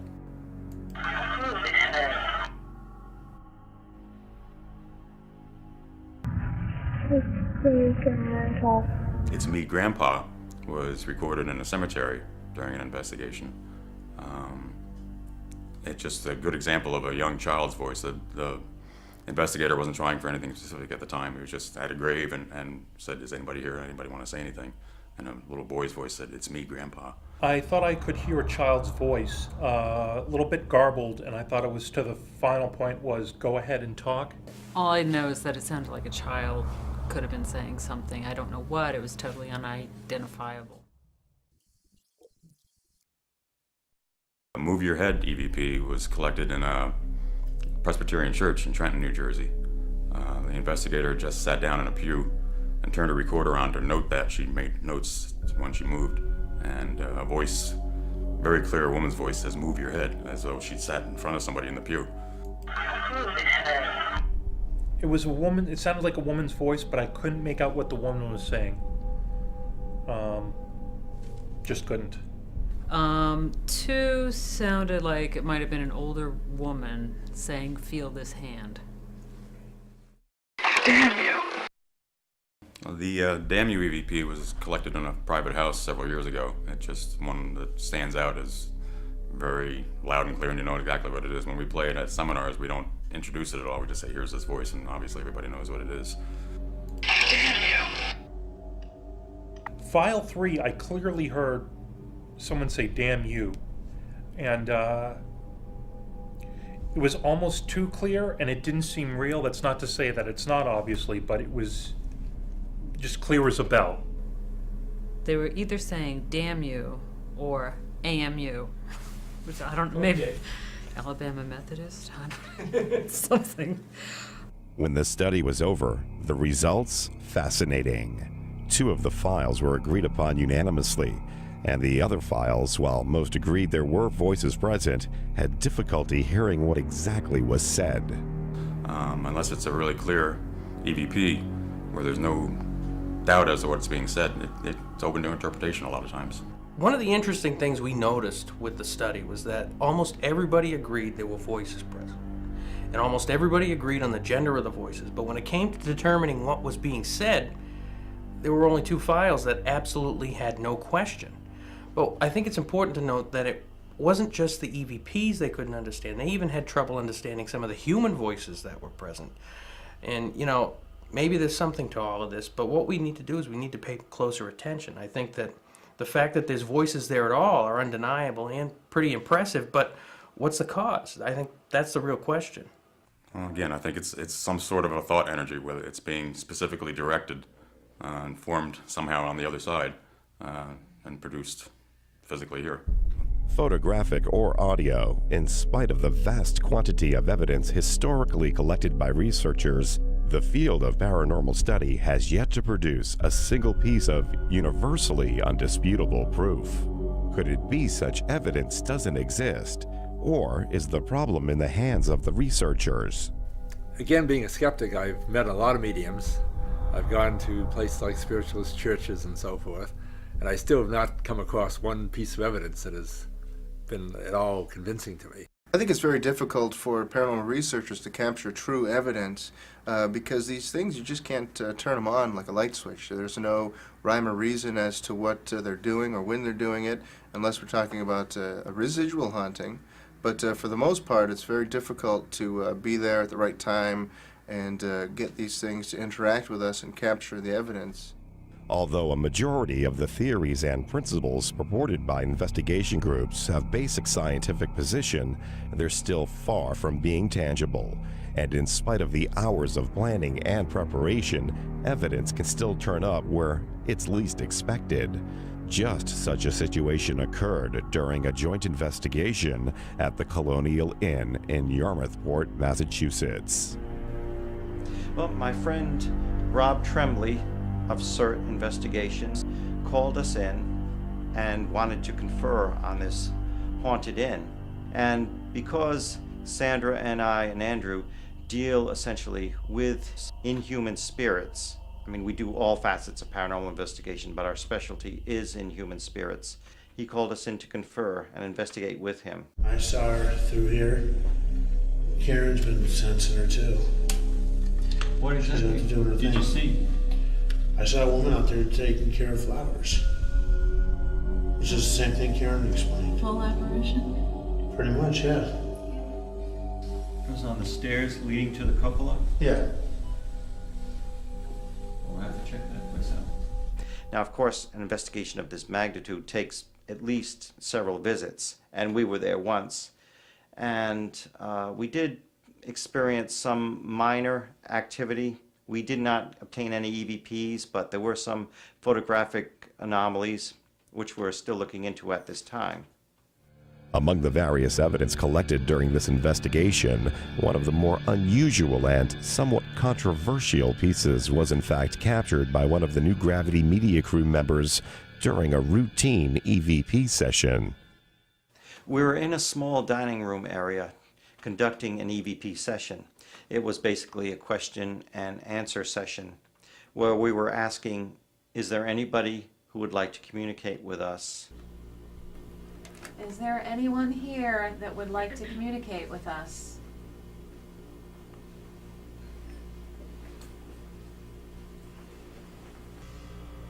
If you are here, would you appear on my hand?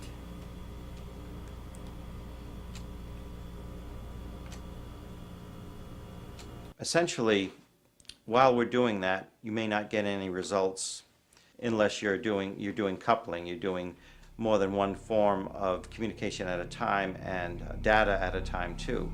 You may be videotaping as well as recording, which was going on at the time. Sandra and I were essentially using magnetic tapes to try to get answers, and our results on audio proved inconclusive. We didn't really get any answers per se, but it was interesting, and it takes a lot of patience because you're sitting down answering questions, which is different than a seance. We are not the vehicles that it's communicating through. Magnetic tape is. During the EVP session, something unusual began to occur. One of the New Gravity media camera crew noticed a peculiar light anomaly around Sandra Johnson's head. Well, I was standing at the end of the table, watching the EVP session, and we had about 7 people there. And at one point I looked down to the camera monitor to check the shot, and I saw these little green lights flying around Sandra's head. And they came out for a few seconds, and then they disappeared, and then they came back. And at first I'm thinking it must be a lens flare from the lamp in the background or something like that. But when I looked closer, I could see that there were actually 3 lights, and they were all going in different directions, completely independent of each other. And that's definitely not characteristic of a lens flare from a single source.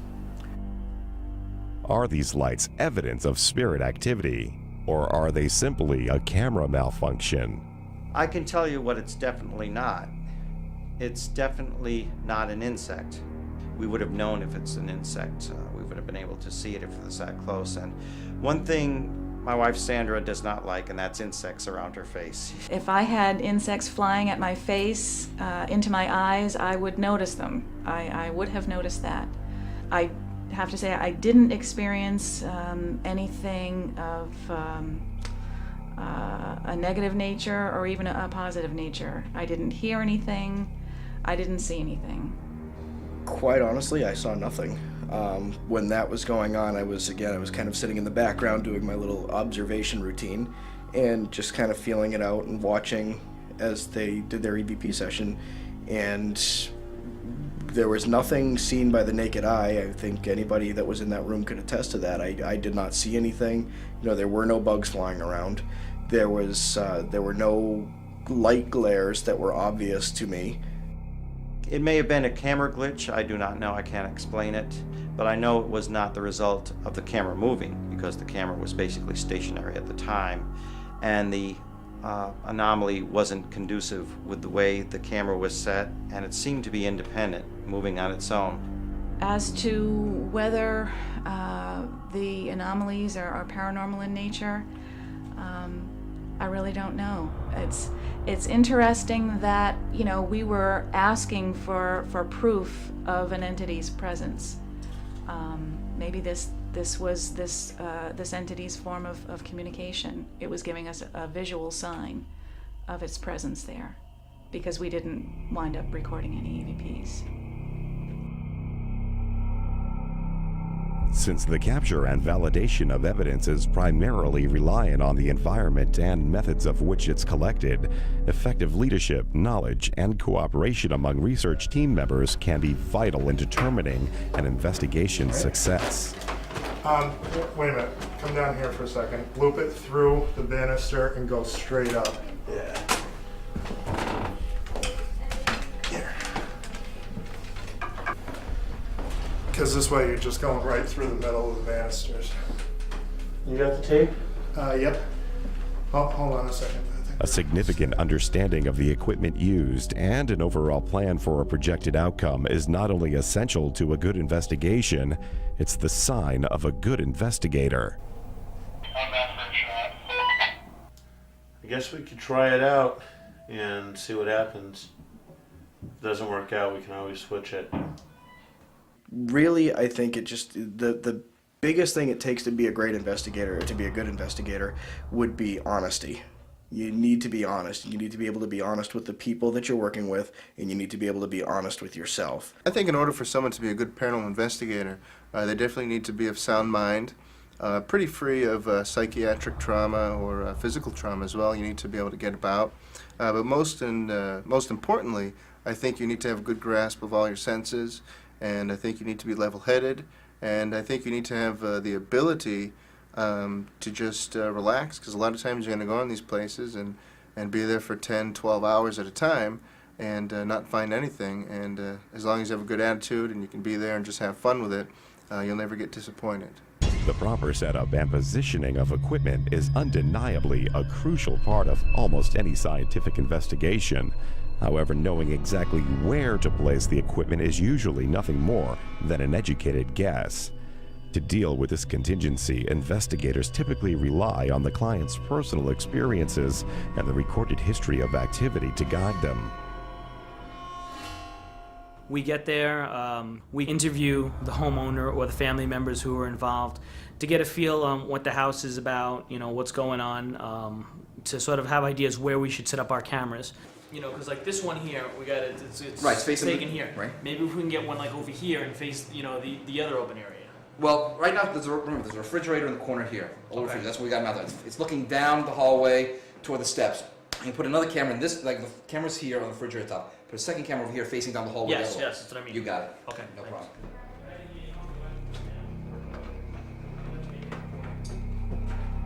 Okay. Let's get this. Oh, hold on. Before we position the other one right here. Okay, okay. And then we'll take the wire down. Like I said before, you don't want the wire to be pulling on the camera. The way the camera's just going to tape it down. Back here with a little bit of slack. And then, okay. Okay, Pierre, we're going to position the camera. Hold on. Is it good? A little bit to the left and down a little. Keep twisting it to the right. Okay. A little bit more. Stop. Great. Okay, our cameras are running. 10th floor. Okay, everyone up. The first team we're going to start at, it's going to be me and Alexis. We're going to be doing the first floor in the basement. Team 2 is going to be JM and Dan. They're going to be doing the second and third floor. About a half hour or into an hour, we're going to switch teams, switch members, so that way everyone always gets to work with each other and everyone gets to go everywhere. After what can quickly become several hours of equipment setup and planning, the investigation begins. In darkened rooms with nothing but a flashlight, senses, and a various array of investigation equipment to guide them, researchers pair up in teams and patiently wait, searching for any signs of paranormal activity.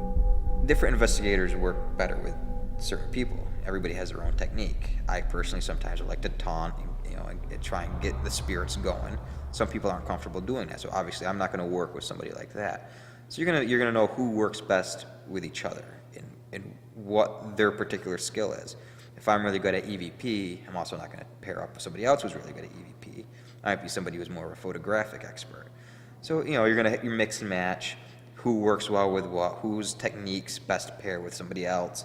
Sometimes maybe I'll take somebody who's more scientific approach and put them with somebody who might douse and be a little bit more psychic-like, and we'll go from there. My MO generally, what I like to do is I usually have a camera on me. Sometimes I have a recorder on me. I'll take pictures once in a while, but really my MO is I like to sit and observe. This stage of the investigation can take anywhere from a few hours to an entire night without producing a single shred of evidence. In fact, most teams find that 80% of their investigations usually yield no evidence at all. But it's the rare few that do that keep them determined to continue and capture conclusive proof of the unknown. The client's in the house 24 hours a day, 7 days a week. We come in for 3 hours. So the likelihood that something's going to happen in those 3 hours is not as strong as it is for them. So we will come back and do it again. And more times than not, we'll get something on that second investigation that we didn't get the first time. During a typical investigation, researchers first establish a general base reading of the location's temperature and electromagnetic field. These base figures are useful to identify any environmental fluctuations. They are also useful to establish any correlation between environment and paranormal phenomenon should any photo or audio evidence be captured. To ensure these readings are accurate and to avoid any contamination of evidence, many find it necessary to pay close attention to the environmental impacts of their own team.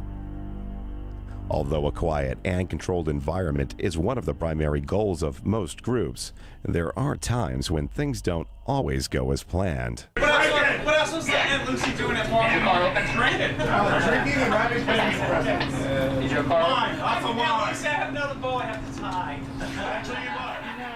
The first night we went out with Lisper, everything was great, except for one totally crippling factor: the noise. The people who were running the restaurant decided to have some kind of social event right in the middle of the investigation, and not only was collecting EVPs out of the question, but the investigators couldn't even hear each other talking. It was terrible. While most would agree that any background noise can taint or destroy the audio collected on an investigation, very often the cause is not always the client. Research teams can sour their own investigations by failing to remain quiet or even by the presence of uncoordinated or uncooperative team members, a situation which has some creating strict guidelines for inclusion into their groups. You see a lot of teams out there with people that you think, why are they here? They have to talk to clients, they have to ease people's fears, they have to educate the public, and they just don't fit that mold per se. And I think the teams need to choose their members a little more carefully. When the investigation is over, the evaluation of evidence begins. What took 2 hours to record can take 4 hours to evaluate, a tedious and at times daunting task, but one that many groups find well worth the effort and essential to their reputation and credibility as paranormal researchers. Like any field of study, paranormal investigation is subject to its share of harsh criticism and derogatory accusations, not only from skeptics, but from other teams and colleagues.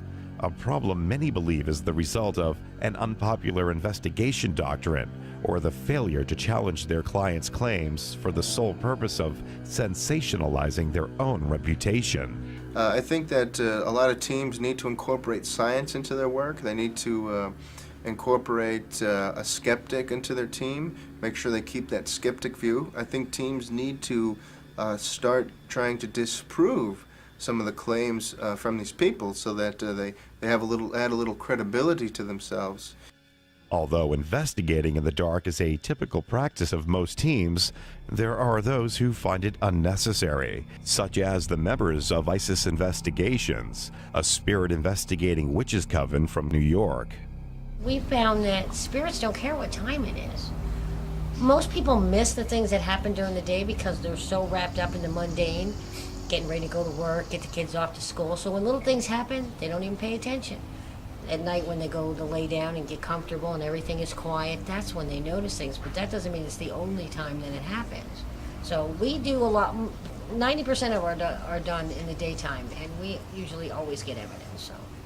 The daylight investigations and the fact that they're witches is not the only traits that make ISIS Investigations unique. They are also completely comprised of mediums. To find out if this type of demographic and technique has any bearing on the evidence collected, we decided to follow ISIS on an investigation here. at the old Knox Mansion in Johnstown, New York. This large neoclassic 42-room Victorian estate was once the home of Charles and Rose Knox, creators of the famous Knox Gelatin Company. Various reports throughout the years tell of mysterious sightings of the deceased Knox family, strange voices, footsteps, and fragile items in the home being inexplicably broken.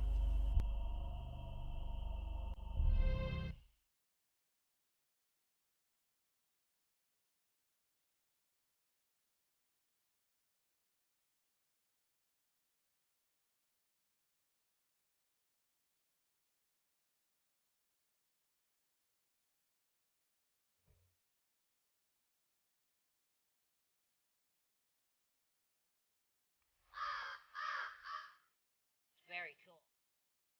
It's a good sign. What's the significance? Well, hawk is messengers from the gods, and raven is messengers from the dead.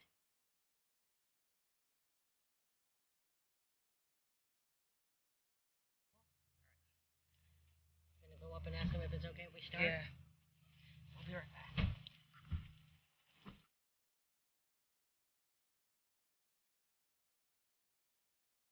While Patricia and Dana contact the owner of the home, the rest of the team prepares for the investigation, unaware of what might await them inside.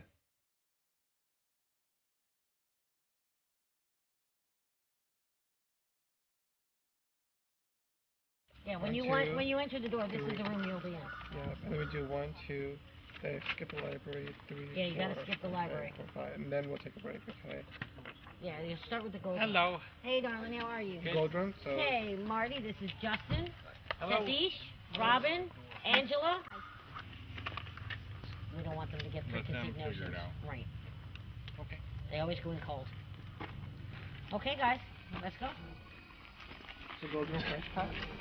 Gold room first. None of the mansion's history or details of the haunting, however, are given to the team prior to the investigation. They are also instructed to investigate the mansion's library last. This is done to avoid any preconceived opinions which may contaminate any evidence collected by the group.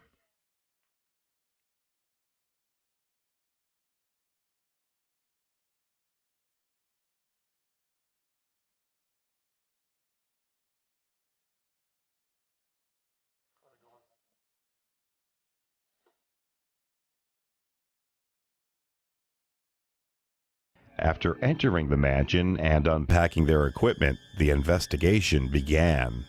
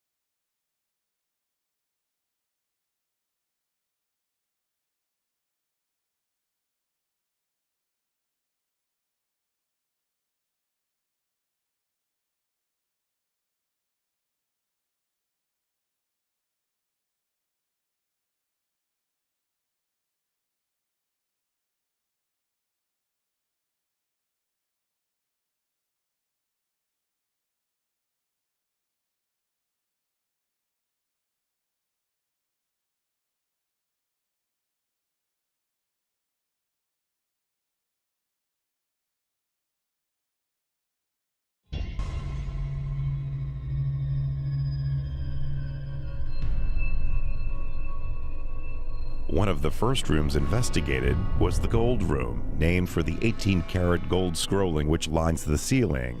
Several members of the investigation team made claims to sensing the presence of a woman and possibly a small child, which they believe occupy the room. It was hard to get like a solid image because there was so much and the house was filled with so much stuff, but that is where I picked up an image of like not a child, but a youngish woman and then a young male child there, like around the piano. And I also picked up on, a Native American woman, but that wasn't something that we were able to verify with any of the research afterwards. The images Angela picked up on were not only verifiable through the home's history, they were also sensed by another member of her team at a different point during the investigation. If there was any object in that room that she was most close to, it was the piano. But to say that the piano and her are connected to the house, or if she's just connected to the piano and the piano is not from the house, it was hard to differentiate or discern at that moment. Although claims of activity in the gold room were not able to be documented scientifically, they were reinforced by other team members who claimed to have had temperature fluctuations in and around the piano area. Actually, when I first came in here, I had a pretty good fluctuation in front of the piano. It stayed consistent the whole time, but then I got really hot and it sprung right up to 28 to 32 Celsius. And then it went back down, it was normal the rest of the entire time. Directly adjacent to the gold room is the mansion's dining room, also the subject of synonymous psychic impressions. Here, 3 members of the team felt the presence of a maid staff that used to work at the mansion. When we got to the dining room, I said, I do sense the history of this room. It reminds me of like maids walking around. And right below it, I wrote down that I feel a sense of sadness in the room, and the word loss came into my mind. I'm not sure what kind of loss. And my first guess was I thought there was a loss of a young girl in this room. I'm not so sure. And then as we did the history, yes, that's what I felt. And because, again, we went in cold, we didn't know what the history of the house was. And then after the history was done, we realized that she did have, children that did pass away very early. And and Angela and I were just talking about this, and we were thinking that for a very wealthy family, the burden of looking after the kids probably fell on the kitchen help and the maids and so forth. And they probably would feel sad being more connected to the child if the child does pass away. Well, especially in this family, because both the parents were very, very active business people, and it more so for the time than a different type of, stay-at-home mom. Rose wasn't a stay-at-home mom. She was helping with the business a great deal of time, so the staff were probably more involved with the child rearing. Yeah, and I also noted maids in that room. I sensed someone putting linen away after doing the daily laundry, and I felt like she had bumped my hip, telling me to get out of the way so that she can get into the drawers. I had a similar experience where I felt almost like when you're in a crowded room and somebody just kind of like nudges you a little, like, that they're there, but there was no one else around. It was over by the window benches in that same area. The billiard room is the largest of the mansion's 42 rooms.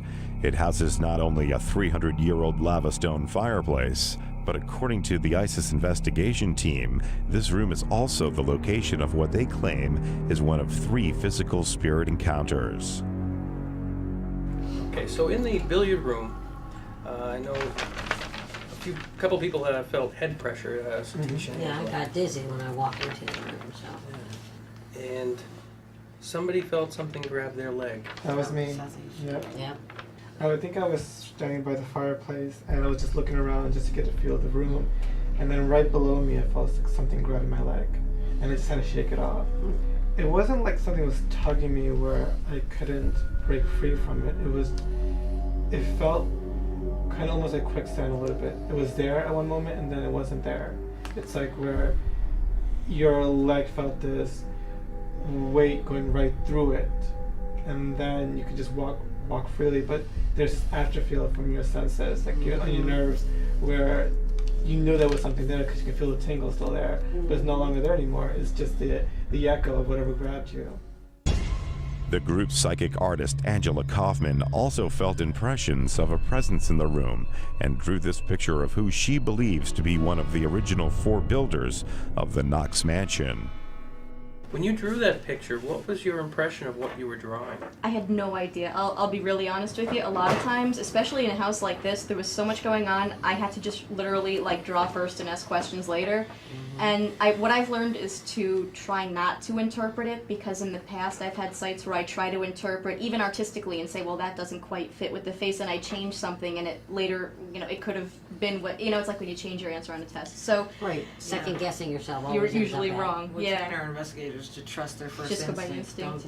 Don't worry about what it means until afterwards, because by the time you get done figuring out what it means, you're going to lose it, and you won't get it finished. Right, it cuts off your intuition. So I just drew the guy with the hat. It was in the billiard room, and actually that's the only time that I had the EMF detector that you let me borrow.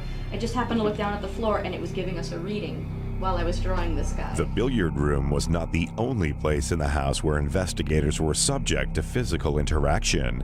The attic, too, presented some unusual experiences.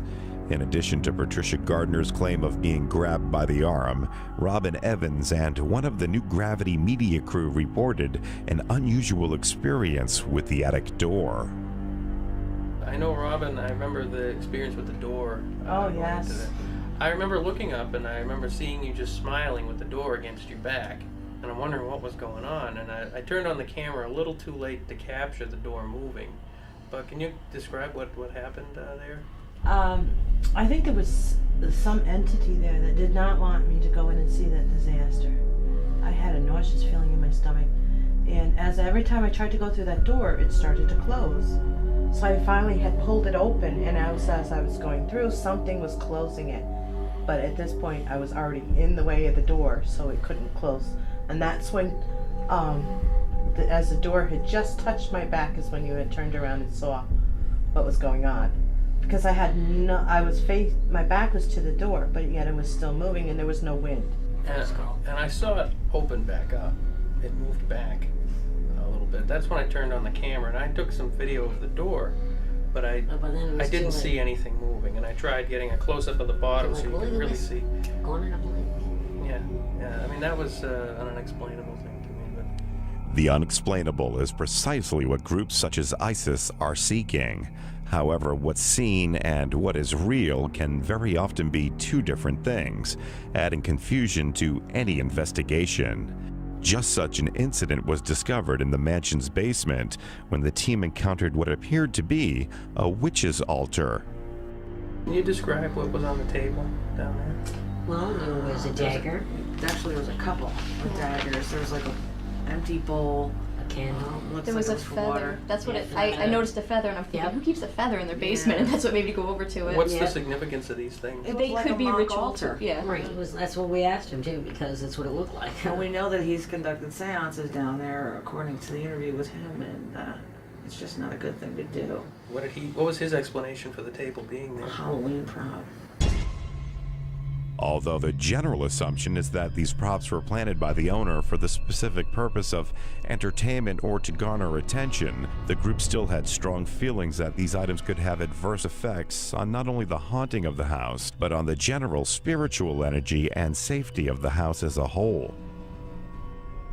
After a tedious 8-hour investigation, the numerous data gathered by the team is condensed into a 9-page report containing not only the history of the Knox Mansion, but also a chronological summary of each physical or psychic event. In spite of their claim of capturing over 30 EVPs, multiple equipment failures, physical interactions, and psychic impressions, the official results of this investigation is inconclusive due to what ISIS feels is a lack of significant scientific evidence. But still, in spite of it all, their personal opinions say otherwise. We didn't get any photographic evidence. We got absolutely nothing on video.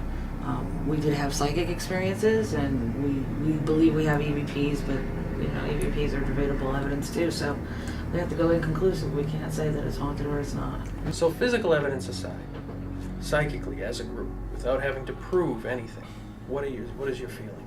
I believe it's haunted. There was a lot of activity there.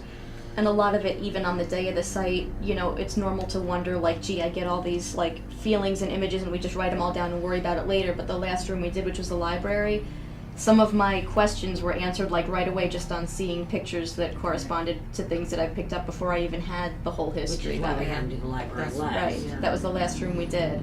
But it's definitely, things that we were feeling were verified. Yeah. They were definitely psychically. Verified. So actually, we know the place is haunted. We just can't physically prove it because we didn't grab a ghost lasso it and get a picture. If there were a certifiable stamp, we couldn't put it on there, but we could tell people to go hang out and they'll feel something. Yeah. Right. Yeah.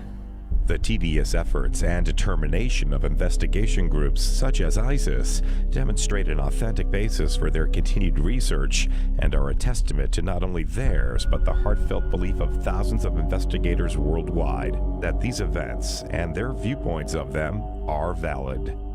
I think that if the public knew more, they wouldn't be as scared, and especially it could benefit children, because I've talked to quite a few that when they go to their parents push them off. And I think if the parents were just as knowledgeable, maybe they could help these kids that are scared.